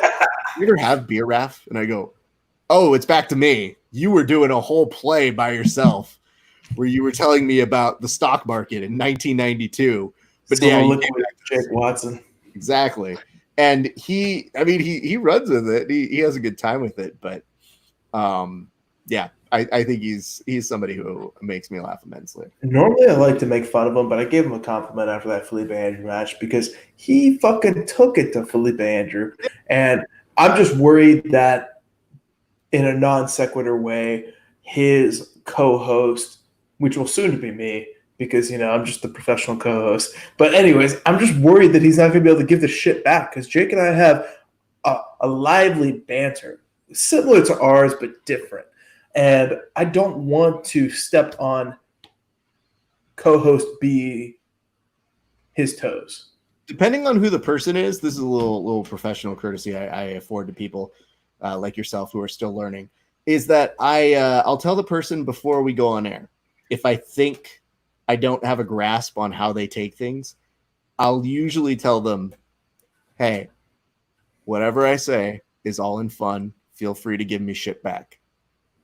And that usually opens the door. And I used to start interviews like that with people where I would tell them, hey, listen, we do a comedy podcast, so we might say some jokes. Feel free to give it back to us. And for the most part, everybody kind of just plays along and they have fun. But there are occasionally some people who I go, yeah, you don't have it. You're not a guy that takes things and can run with it. You usually create like the end of the street rather than opening up 4 directions for a conversation to take, which is how they usually flow better. So I'm going to do something a little different. I'm going to tell this guy beforehand, I'm going to be like, hey, don't make fun of me. Otherwise, I'm going to break you in half right before we go on. And I'm going to just like drink a lot throughout the night. So he thinks I'm like going to get like belligerently aggressive and just even better. I'm not even going to drink. I'm going to put water in my cup and make it look like, oh man, good match here. The perennial, remind me to bring this back up after, the perennial sacrificial lamb that is Kevin Casey. Oof. Taking on Boogeyman Richard Martinez. Rematch from Metamoris. Yep. So the interesting thing about Kevin Casey is that maybe on some of these larger shows when he's up against some of the superstars, it gets a little weird and sometimes there's a discrepancy. But Kevin's also local out here in LA. And at that gym I used to take you to, or at least the one time I took you to, he would frequent there. Like we would just pass by each other. And it's kind of difficult for me because I remember when we first started as a show, we would do these Ultimate Fighter 1-minute reviews. And I think at one point he blocked us. And I was like, nobody really blocks us. It's very rare we get blocked by anybody. And then I thought he blocked us. And then like maybe I want to say a year later, I saw he refollowed us. But every time I saw him, I was always under the assumption of like, I don't know if he knows who I am or figures. I don't think he cares. I don't even think he knows. So I would just always go up to him. But in those rounds and those rooms, he was savage, dude. Like he's got a really good game in the room. Yeah, and he is someone that does really well when guys aren't good at footlocks, you know. Mm-hmm, and Boogie's just not known for his leg lock game. We saw Boogie lose to Austin Vanderford last time he was here by arm triangle from the back in overtime. And it just seems like, God, I fucking love Boogie, and I hope he pulls this out. And on paper, he should have a better overtime game. But Kevin Casey seems like the kind of guy that gives him problems just because he is a big, strong guy. And the hard part about it is that Kevin Casey, in doing MMA for all these years, used to have just more of a pressure-based system. And now that he gets to just kind of do jiu-jitsu, I've seen him kind of fill back out. And like, dude, I really like watching him when he works with some of these guys, man. It's intense. So I've come to learn a different side of him over the years. What is interesting about Boogie is always the flexibility, always something a little kind of unconventional. And on paper, as you mentioned, when you see these people and you start to think, both of them are hard to match up because there's a level that's below them and way below them. And there's a level that, you know, is going to be like, you know, Keenan versus Kevin Casey isn't really a fair assessment of something. So they are hard to match up. Yeah, 100%. And I don't know. I'd like to see Kevin taking on more of the MMA crowd because that's something that Submission Underground likes to do. I'd like to see him maybe against Vanderford because Vanderford's coming off that loss. And they'd be a real, I think, interesting matchup because they're very similar. And I think Kevin does what Vanderford does, but better. Yeah, that's fair. Well, in this, though, he's already been pretty controlling. He's now gotten to a pretty secure side control. But as we might have been mentioning, there's not necessarily a mega threat coming in, even though he seems to be eyeing the arm for Boogie, which is a little more traditional side of, you know, playing that nice Grace Jiu-Jitsu game. Yeah, I feel like Boogie now realizes time is short, and he's just like, all right, I'm just going to kind of chill here until overtime. Either that or, I mean, I don't see him do it a lot, but Jeremiah Vance is great at that fly trap, and Boogie's got the body for it. And I feel like if he's going to hit it on anyone, it may be Kevin Casey. God. Jeremiah's version of this is always so ridiculous, man. But, yeah, I don't know. The overtime, I just wish this was like – I'm not going to say this often, but I wish this was like jiu-jitsu overtime just because that's the most interesting aspect of it. Like, Kevin's not going to submit Boogie in 5 minutes, you know? Boogie could have potentially caught him in something interesting, but all we really want to see is who's going to get the win in overtime at this point. Yeah.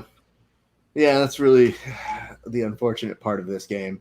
Well, we'll see. We'll see in probably about 20 seconds as they wind down on the clock on this one. Do you guys in the comment section have any particular thoughts or feelings about this one? Feel free to let us know. We'll integrate you as part of the show, of course. I will let you know something. Kevin Casey took that spam message that Luta sent everybody and ran with it. And he's making some money, it looks like. Hey, you know what? How do I put this to you? The guys at Luta used to sponsor this show, and that was purely because they're in the Jean-Jacques system. So I didn't have to go far for them. I was just literally like, you guys want to party or what?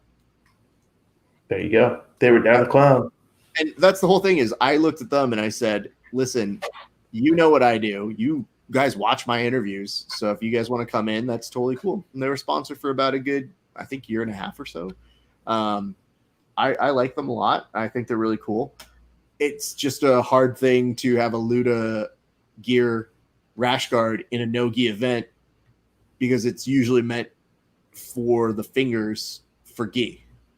Yes, totally understand that. That's a very difficult thing to brand when more people are more into the no-gi aspects. We've got Kevin Casey on Spiderweb grabbing that leg, and he seems to just be taking his time here because he realizes he is the Hulk and Boogie is not.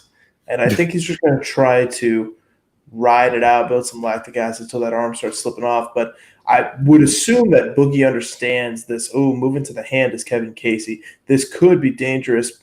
Now Boogie's coming up. I would assume Boogie has very good spiderweb defense just because I know how much EBI overtime drilling they do down at San Diego. It's critical right here and where he lands. Yes. If he can get that leg, Kevin's doing a very good job controlling that leg. Man, I got to give Kevin a compliment here. I'm not sorry for calling you the sacrificial lamb, but your overtime understanding, especially from the spiderweb, is looking pretty good, and Boogie's out. Yeah, appreciate that. All right, Boogie, baby, catching his breath for a split second, now going over to spiderweb. And this is how he caught Jake Shields. Already on the side, bringing it over. Already looking to try and attack that arm and loses it midway through and immediately recognizes that's not great for me. Yeah, Kevin did his homework on this one, man. But you were mentioning that this is a better match on paper for the jiu-jitsu overtime that we will see next week, and we'll do one of these for that one as well. I feel that I don't know how to feel about it. It sounds like a game show to me, so I'm very intrigued, but also kind of like I don't know exactly how to feel about it yet. I guess I just have to see it. Yeah, I'm also intrigued. Boogie trying to rock up to his knees here. Kevin controlling that opposite leg, looking for that hand again. Real similar to escape sequence that Boogie got last time. I like how he's putting that knee in the butt.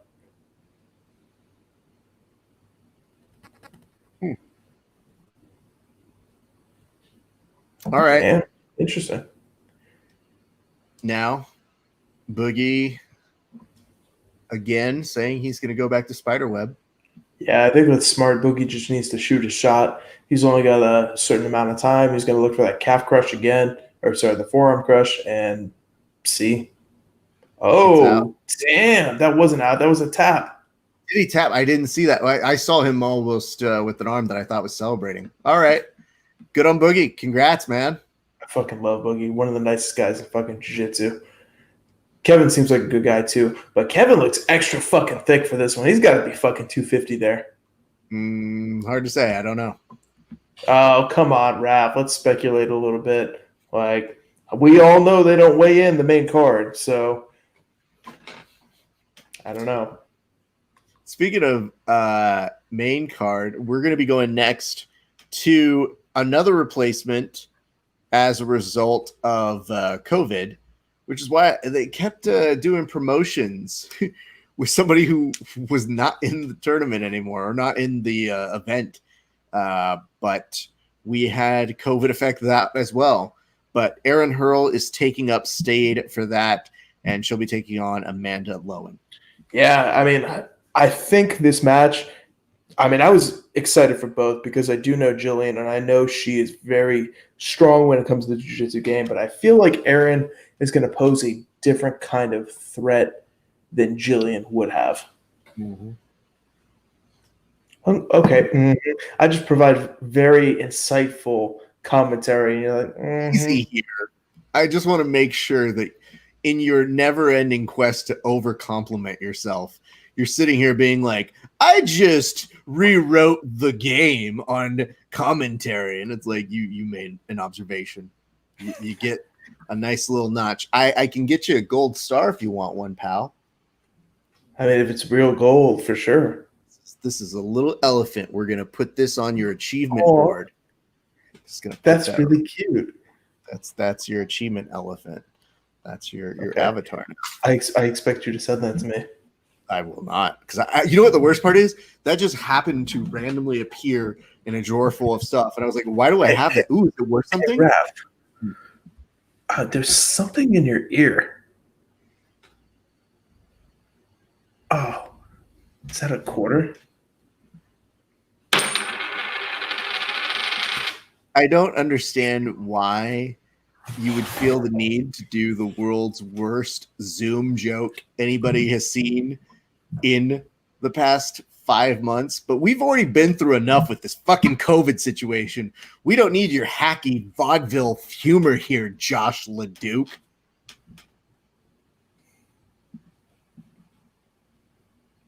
Do you need another gold star? Do you need a moment that somebody needs to acknowledge you for something that you did that definitely has never been done before? I just realized that you are super uncomfortable with silence. And that's why you're constantly not only using that inner monologue, but that outer monologue trying to commentate life. Raph, it's okay. I know there's something deep, dark, and just painful inside you that you're trying to cover up with the constant chatter. But it's okay. We're here for you. She's lost the last few grappling matches. Scott, nobody cares about your commentary. So let me point this out to you. You know what's really great about our good friend Star-Lord? I'm going to go draw you guys a little diagram. I just want to make sure you guys know. So Star-Lord has a limited frame of reference. This circle is his frame of references. It is included inner monologue, which is an introduction idea I put together. Then it's darkness, which he tried to force justify with myself and with Jake Watson, of all people. And then it is him saying some nonsense. So rinse and repeat, and then watch how many times he says this. More than, hold on, because he's already done this twice here. my 100%. Yep. Don't even get me started. Let me tell you something. Or yeah, what's that? What?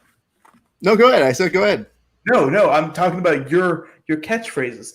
100% is not nearly as bad. I was gonna say we should start a drinking game, but we'd all be fucking obliterated by the third fight when you say, "Let me tell you something," or, "Well, that's an interesting observation, but how about I counter with this?" Or just along those lines, Raph. Anyways, we're back into a match. Immediately low into pulls guard. I really love that you had literally nothing from any of that.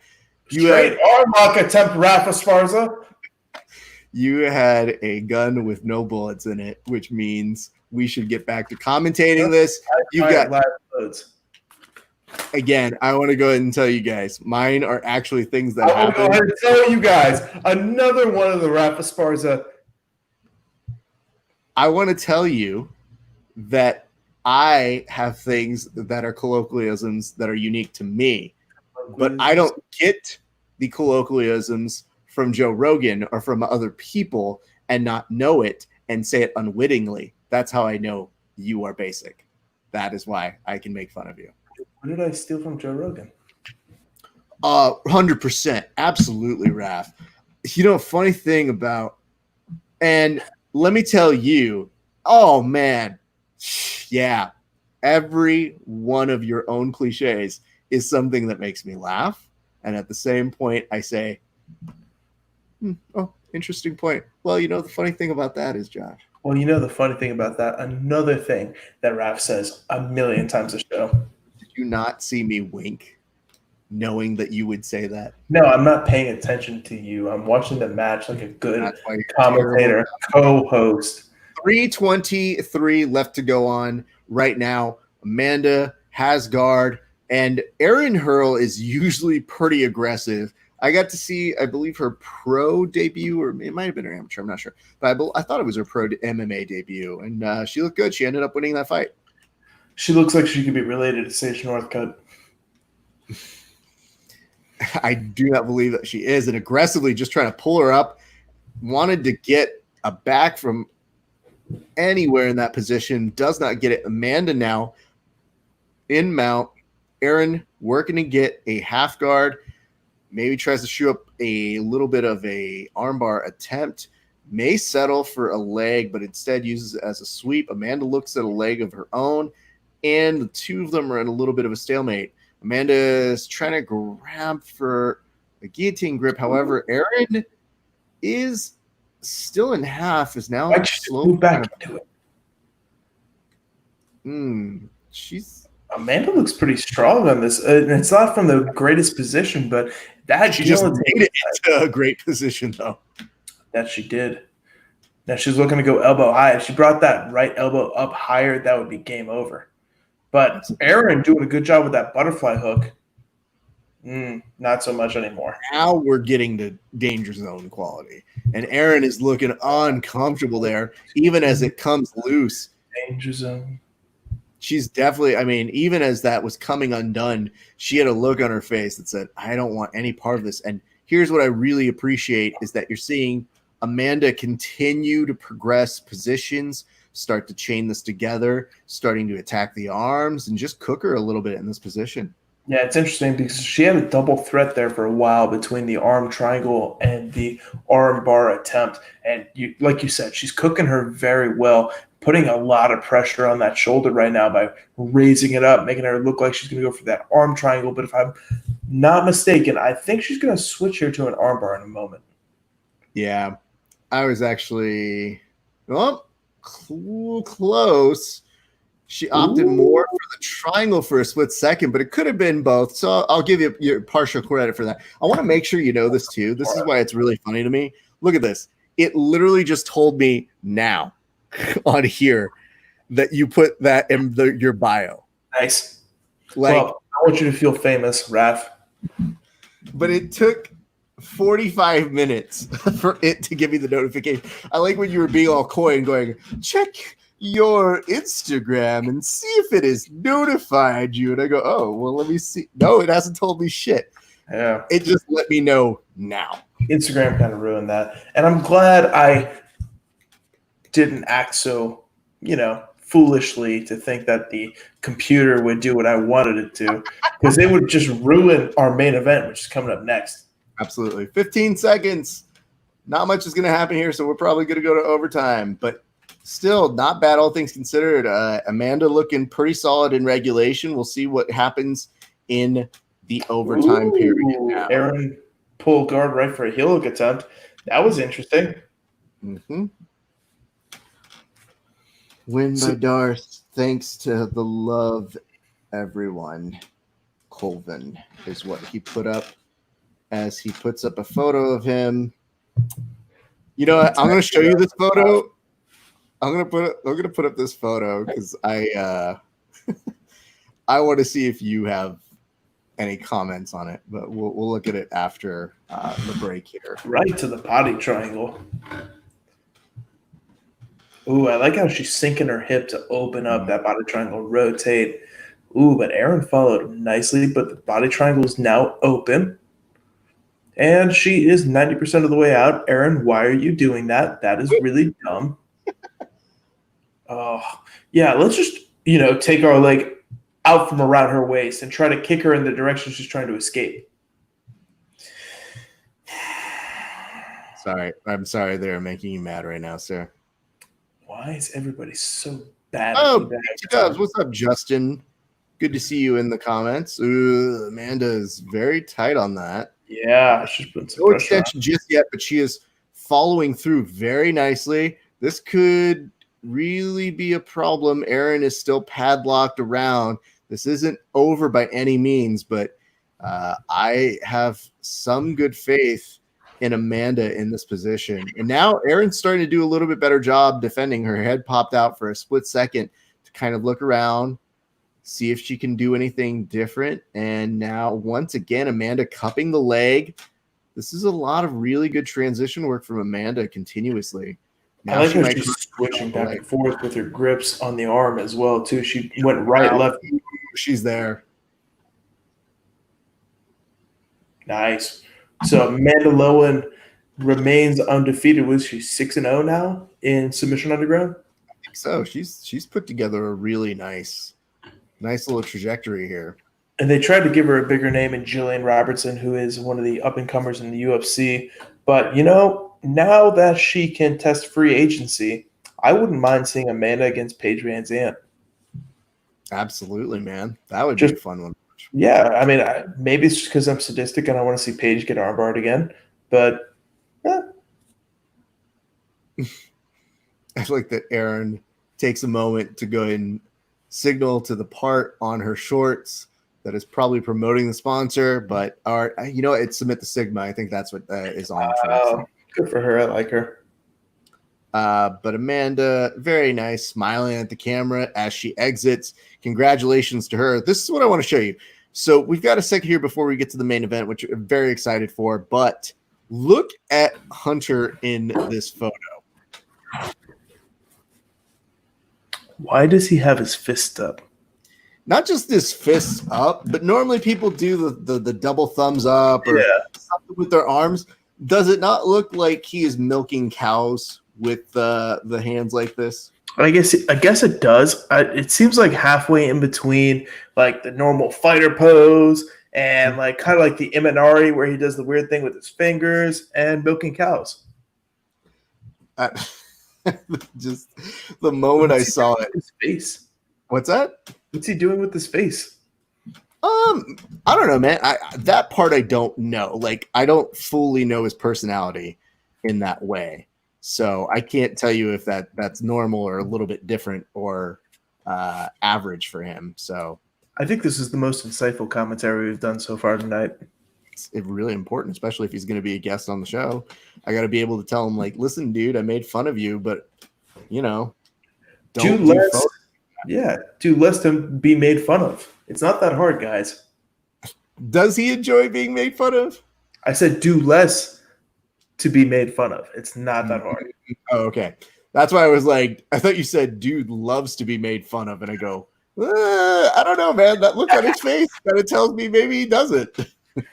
Oh, all right. So Chael is explaining jiu-jitsu to us once more. Didn't he get his black belt recently? Don't know, but that is misspelled. So let's take care of Craig Jones. Listen, I was going to be a true professional. Man. They have a belt. I kind of like it. Yeah. But you remember when they used to give belts out to everybody? Yes. I think that was I'm not one to compliment people too much, but Submission Underground has kind of really improved a lot. Because I remember on their first shows, I'm like, why are you giving out belts like Naga? And then it was also like bad refereeing, drunken crowd. They've really grown into their own, even with Chael explaining to us the nuances of jiu-jitsu from that country where they play in the mud and sticks. But let's think about this for a split second. Let's actually be honest about our assessment of Submission Underground in this respect. I don't know that they need audiences. Why not run with this for a little while? Like, I know COVID is going to make things a little difficult for the interim, but this isn't a bad gig for them.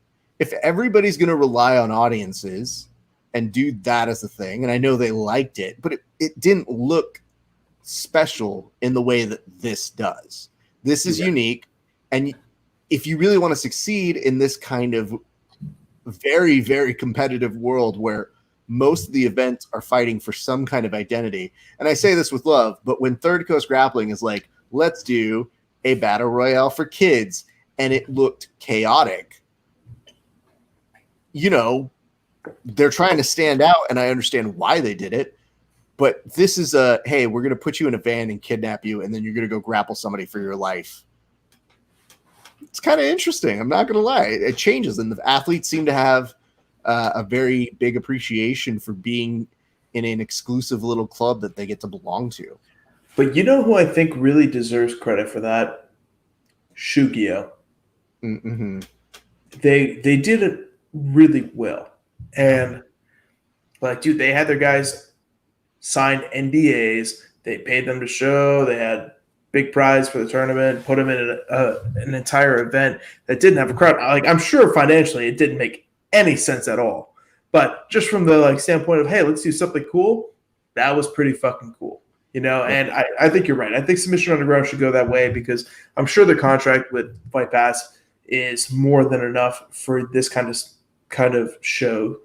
But we're right here in the main event with the new lighting, Craig Jones and Mason Fowler in the cage. But this is the best lighting they've ever had. Oh, yeah. It looks nice, man. Like, it makes it akin to the lighting that we see for the UFC. And that's what you want with programming that's going to appear on Fight Pass. So I'm with that, dude. I just feel run with this. And Craig Jones has already pulled guard. It's like UFC meets blue light and strip club. I mean, that's potentially what they talk about with the underground vibe of this all. Man, Mason understands this is the trickiest element because one of his advantages against Craig is the ability to stand up and wrestle. So it is a difficult thing to try and get him to engage with you. But if you are trying to advance and Craig has the ability to get a leg in any part of that transition work, it's not good for you. It's not good indeed. Mason did a good job of defending one of Craig's favorite entries there, that little roll through to knee wedge. Oh, and he's looking for it again. And Mason defends it for the second time. This is something we don't see a lot of Craig, is his top game, especially since he's gotten bigger. It's interesting to see if he's now able to kind of lay his weight on people, but he's got a good front headlock here, dropping for the guillotine. It's an odd position that Mason is able to shuck him off, but it also opens up an opportunity for Craig to try a triangle and then try a omoplata from there. Does not get it. However, it's so hard for Mason to say, I need you to stand up to make it part of my game. What is interesting, though, is that for a split second, you could see Mason shooting for a double on Craig, and Craig was using that guillotine to try and contain him. If he can just avoid the guillotine, that's exactly what Mason needs to make this more his style. Agreed. Apt observation, Raph. And I got to say, Craig's most dangerous weapon is his triangle. Mm-hmm. Like, his leg locks are great, but people sleep on his triangle. All through purple and brown belt, he was triangling everybody. Why is Mason asking him to stand up? Oh, my God. This is not MMA, Mason. This is not ADCC. It's difficult because I do wonder what they tell them in terms of, you know, if you have to engage sort of a thing, just based on what they want in the back room kind of a thing. Because easily just stand back and they'd say, like, hey, you got to stand up. But that's not the case here. Yeah, I feel like Craig or Chael is just like, hey, you guys do you. No instruction whatsoever. I'm sure there's if someone's like, hey, is there stalling? He's like, God. I just saw a photo of Jake Watson and Danny saying the official BJJ Woodstock commentary team. See, when they do stuff like that, you can't take that away from them. Watch me. I'm going to right now. Don't crush their dreams. They're not like us, dude. They don't give a shit. It's a different vibe. If you tell me something, you automatically know I don't care. And that's the nice part about me when I do jokes about you is I'm like, Josh has to go back to a sad existence after this. So it's not like I'm going to say something that's going to make him feel bad about himself. You know, I would have had a rebuttal for that, but I just don't care. Exactly. And I appreciate that. That's what makes this fun to me. It also makes me not have to use the kid gloves. I had somebody yesterday who said, hey, man, I really wished like a training partner who I was talking shit to during the broadcast. He goes, you really need to up your talk shit game. And I was like, oh, you need to know the difference between host Raf and passing your guard talk shit Raf. He's much better when he wants to insult you. Look at this, though. 1 minute left in this. This is where things get dicey because it is very possible we go to the overtime as we look with a very short on time sort of vibe. Craig isn't going to really deviate from this game plan. He's going to continue this. I don't see him moving that far in, and I think you're going to see Mason be very evasive. Yeah, I think Mason thinks his shot is to face crank him in overtime. And I think Craig is not a bitch. Does he look like a bitch? Does Marcellus Wallace look like a bitch? Craig is going to enjoy hearing that, by the way. I fucking love Craig. Craig is literally my favorite person in jiu-jitsu. And he's sitting here like, hey, I might do something. Oh, wow. I didn't know we were at that portion of the evening. But yeah, we are getting close. So that means he's going to let Craig go first. Yeah.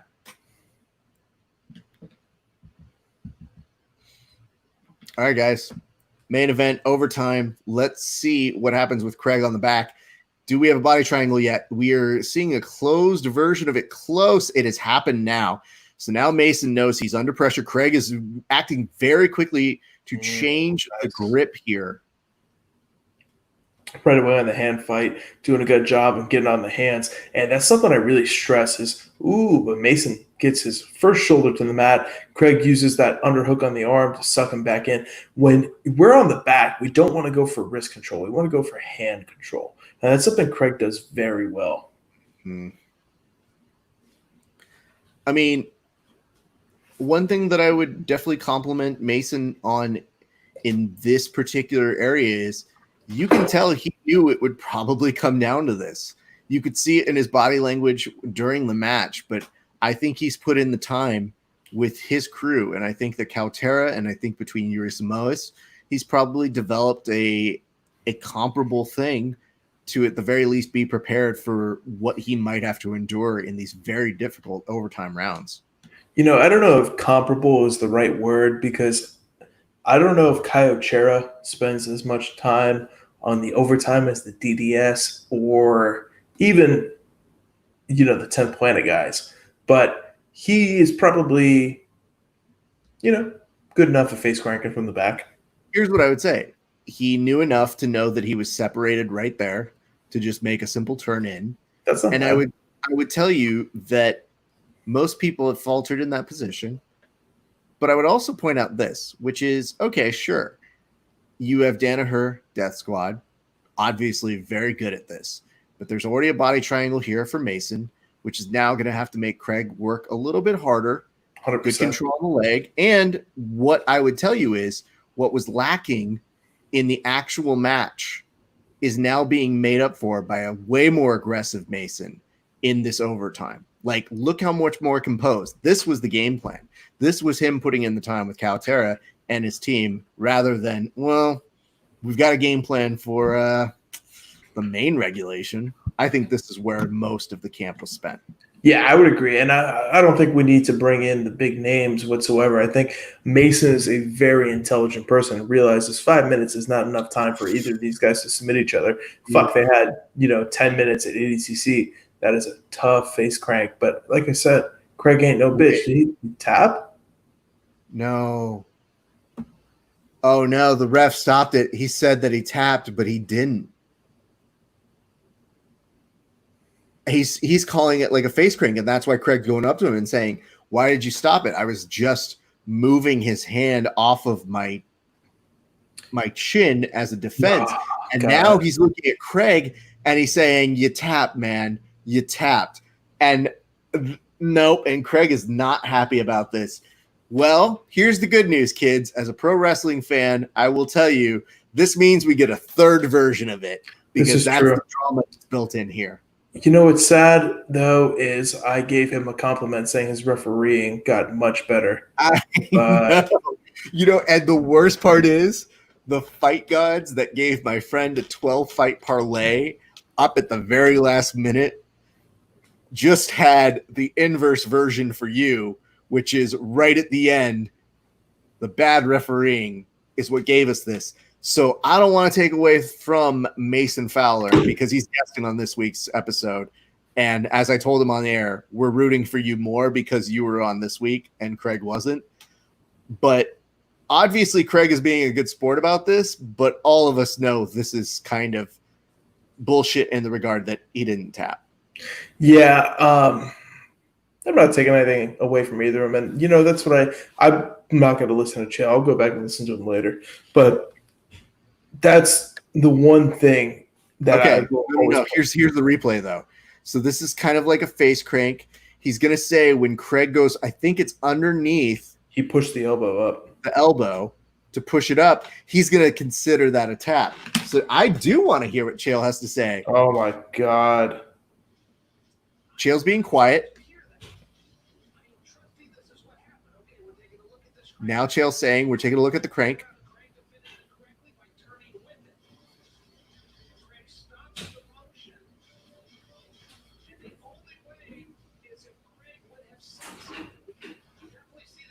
He did not say anything, though, Chael. And I think Chael is trying to save face as much as possible. Oh, no. So Chael's taking the hard line of any sound as a surrender. So if he's even making a sound that says, that's a tap, that doesn't, no.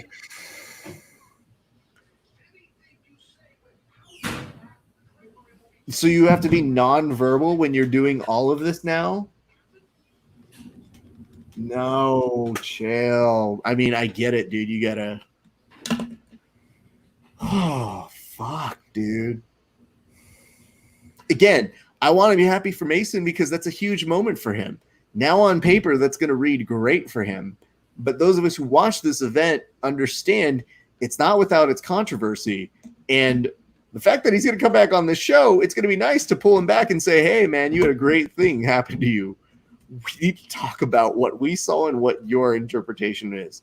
And I am intrigued to hear if he says, yeah, I mean, Craig did make a noise, honestly, or if he just kind of owns up to it and says, I don't know. Yeah, I think that's going to be the real question about their morals specifically, because we know Craig, he could have really made a scene there, and he was just like, well, it is what it is. And Mason, I don't know. If Mason really believed that he made a verbal tap noise, then yeah, walk around hands up and stuff like that. If not, I would have felt bad about that, Also, it's going to be more SEO searches for verbal tap today. So I'm all conflicted all over the place. This is testing me. It's a guest. It's Craig. It's a more recent guest to a month-old guest. But dude, like you said, Pro Wrestling 101, the rematch always sells for more. There's always money in the rematch. And if we can be, you know what? They haven't done this yet. But since we've been wham bam in and out in like 2.5 hours here, 2 minutes and 20 to be specific, Josh, do you think this is enough to necessitate the very first submission only, no time limit match for Submission Underground? Because if you have a result like this that is not definitive to us who watched it, and one of the biggest problems that we see is, oh, they're going to wait till overtime. Oh, he only won by overtime. But previously Craig did beat him. I think this is one of those ones where maybe we at least look at an extra amount of time or a sub-only element. We could talk about no time limit. That would be fun. And I do think they would be able to get a submission based on the history. So I don't know. What are your thoughts on that? You know, since you asked that, I just commented on their social media. But I was wondering why, because this is the best part. When you get really quiet and you sink into the bottom part of the frame, I usually go, oh no, he's talking to someone on the interwebs in a way that I will read later. Yes, I did two things. I just confirmed a former UFC title challenger for a tournament, and I commented, but I would say why not, Raph? Because clearly they have the space, they have the venue that won't kick them out, and they have UFC Fight Pass wrapped around their fingers right now. Yeah. So if they wanted to make it happen, they could. I'm not sure if Mason would take that because, let's be honest, I really like Mason, but his best strategy to win that match was exactly what he did there, you know? And here's the other thing. Granted, the betting lines don't take much money. I think they cap it off at like $200, but that was a huge underdog hit. The betting lines are probably just like, I'm not going to be fucking around with Submission Underground come next event. Possibly. I mean, I think they're still trying to mirror this, and that's part of the reason why they do all these caps where they go, we do it for ones that have fixed outcomes, which is the nice way of telling us, are we professional wrestling? Like, I think what they mean to say is novelty betting lines, which also, ouch. But I just feel like in this particular one, at the very least, we have the best argument we've seen so far to let these athletes go a little bit longer than 5 minutes for this particular case. And they're the ones that have the rights to it, because this isn't one you want to wait to see at an ADCC. This isn't one that you want to wait to see on any other promotion. I think you make the argument there was something weird that happened on this one. You own up to it and you find a way to resolve it. But I'm pretty sure we'll have to get both of their interpretations.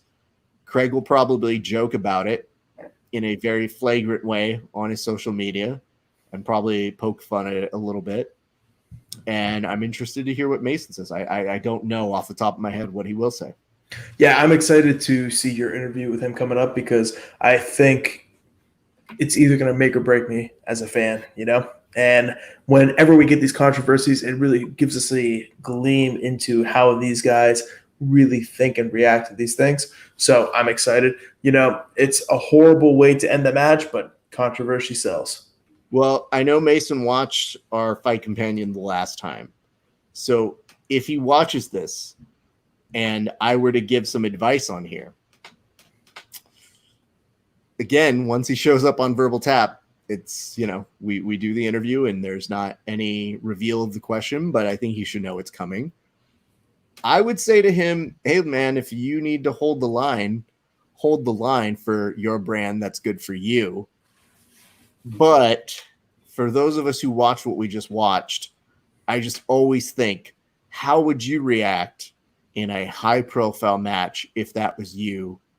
And there's pretty clear evidence you didn't tap. Yeah, hold the line is right. I would take a playbook out of the bad guy and be parading around with that belt and saying, you know, when you dominate the match for 5 minutes and then he squeals like a girl, they name you the champion. And think about that. What about that for bragging rights? Yeah, sure. Mason tapped out, but, you know, he's the one that now has a verbal tap win over Craig Jones. So this on paper, like I said, there's always money in the rematch, kids. I'm just saying it's a lost opportunity to not take full advantage of it. And I think they have an open window, and they didn't pull to anything, at least that I could hear. Normally they announce at a very weird time. Like when they announced whoever wins the tournament gets this or that before something happens, where they'll be like, the winner of this tournament gets Craig Jones. Forget Wagner, he won't win, but whoever wins this will get the opportunity to take on Craig Jones because he's still our guy. Like they have said that before in their shows, so I'm intrigued to see what they do with this. Yeah, it's a good time. But Raph, thank you again for having me on. I'm gonna go eat some pizza, and I will see you Wednesday for our fight companion when I make some money. Appreciate that. Always good talking with our good friend Josh Storler, the Duke. Man, you have a great rest of your night, sir. All right, you guys, thank you so much for watching. It has been a blast. My name is Rafa Esparza, the host of the Grappling Hour. Got some news for you guys. I will tell you this. Tomorrow, I believe we will be doing a broadcast with the winner of Polaris 13. I will let you guys watch that. If you haven't watched it, it was a fun event. So go take yourself to watch it. But we will have the winner tomorrow coming in. And then, if anything else, we're going to reach out to some folks here tonight. I took a couple names down, and we'll see if they'll be interested in being interviewed. And on top of all of this and much, much more, I want to say thank you guys for tuning in here today. It has been over, 12 hours of commentary over the past 2 days. That is a lot of talking time, but we appreciate you guys for stopping in, hanging out with us, having some fun.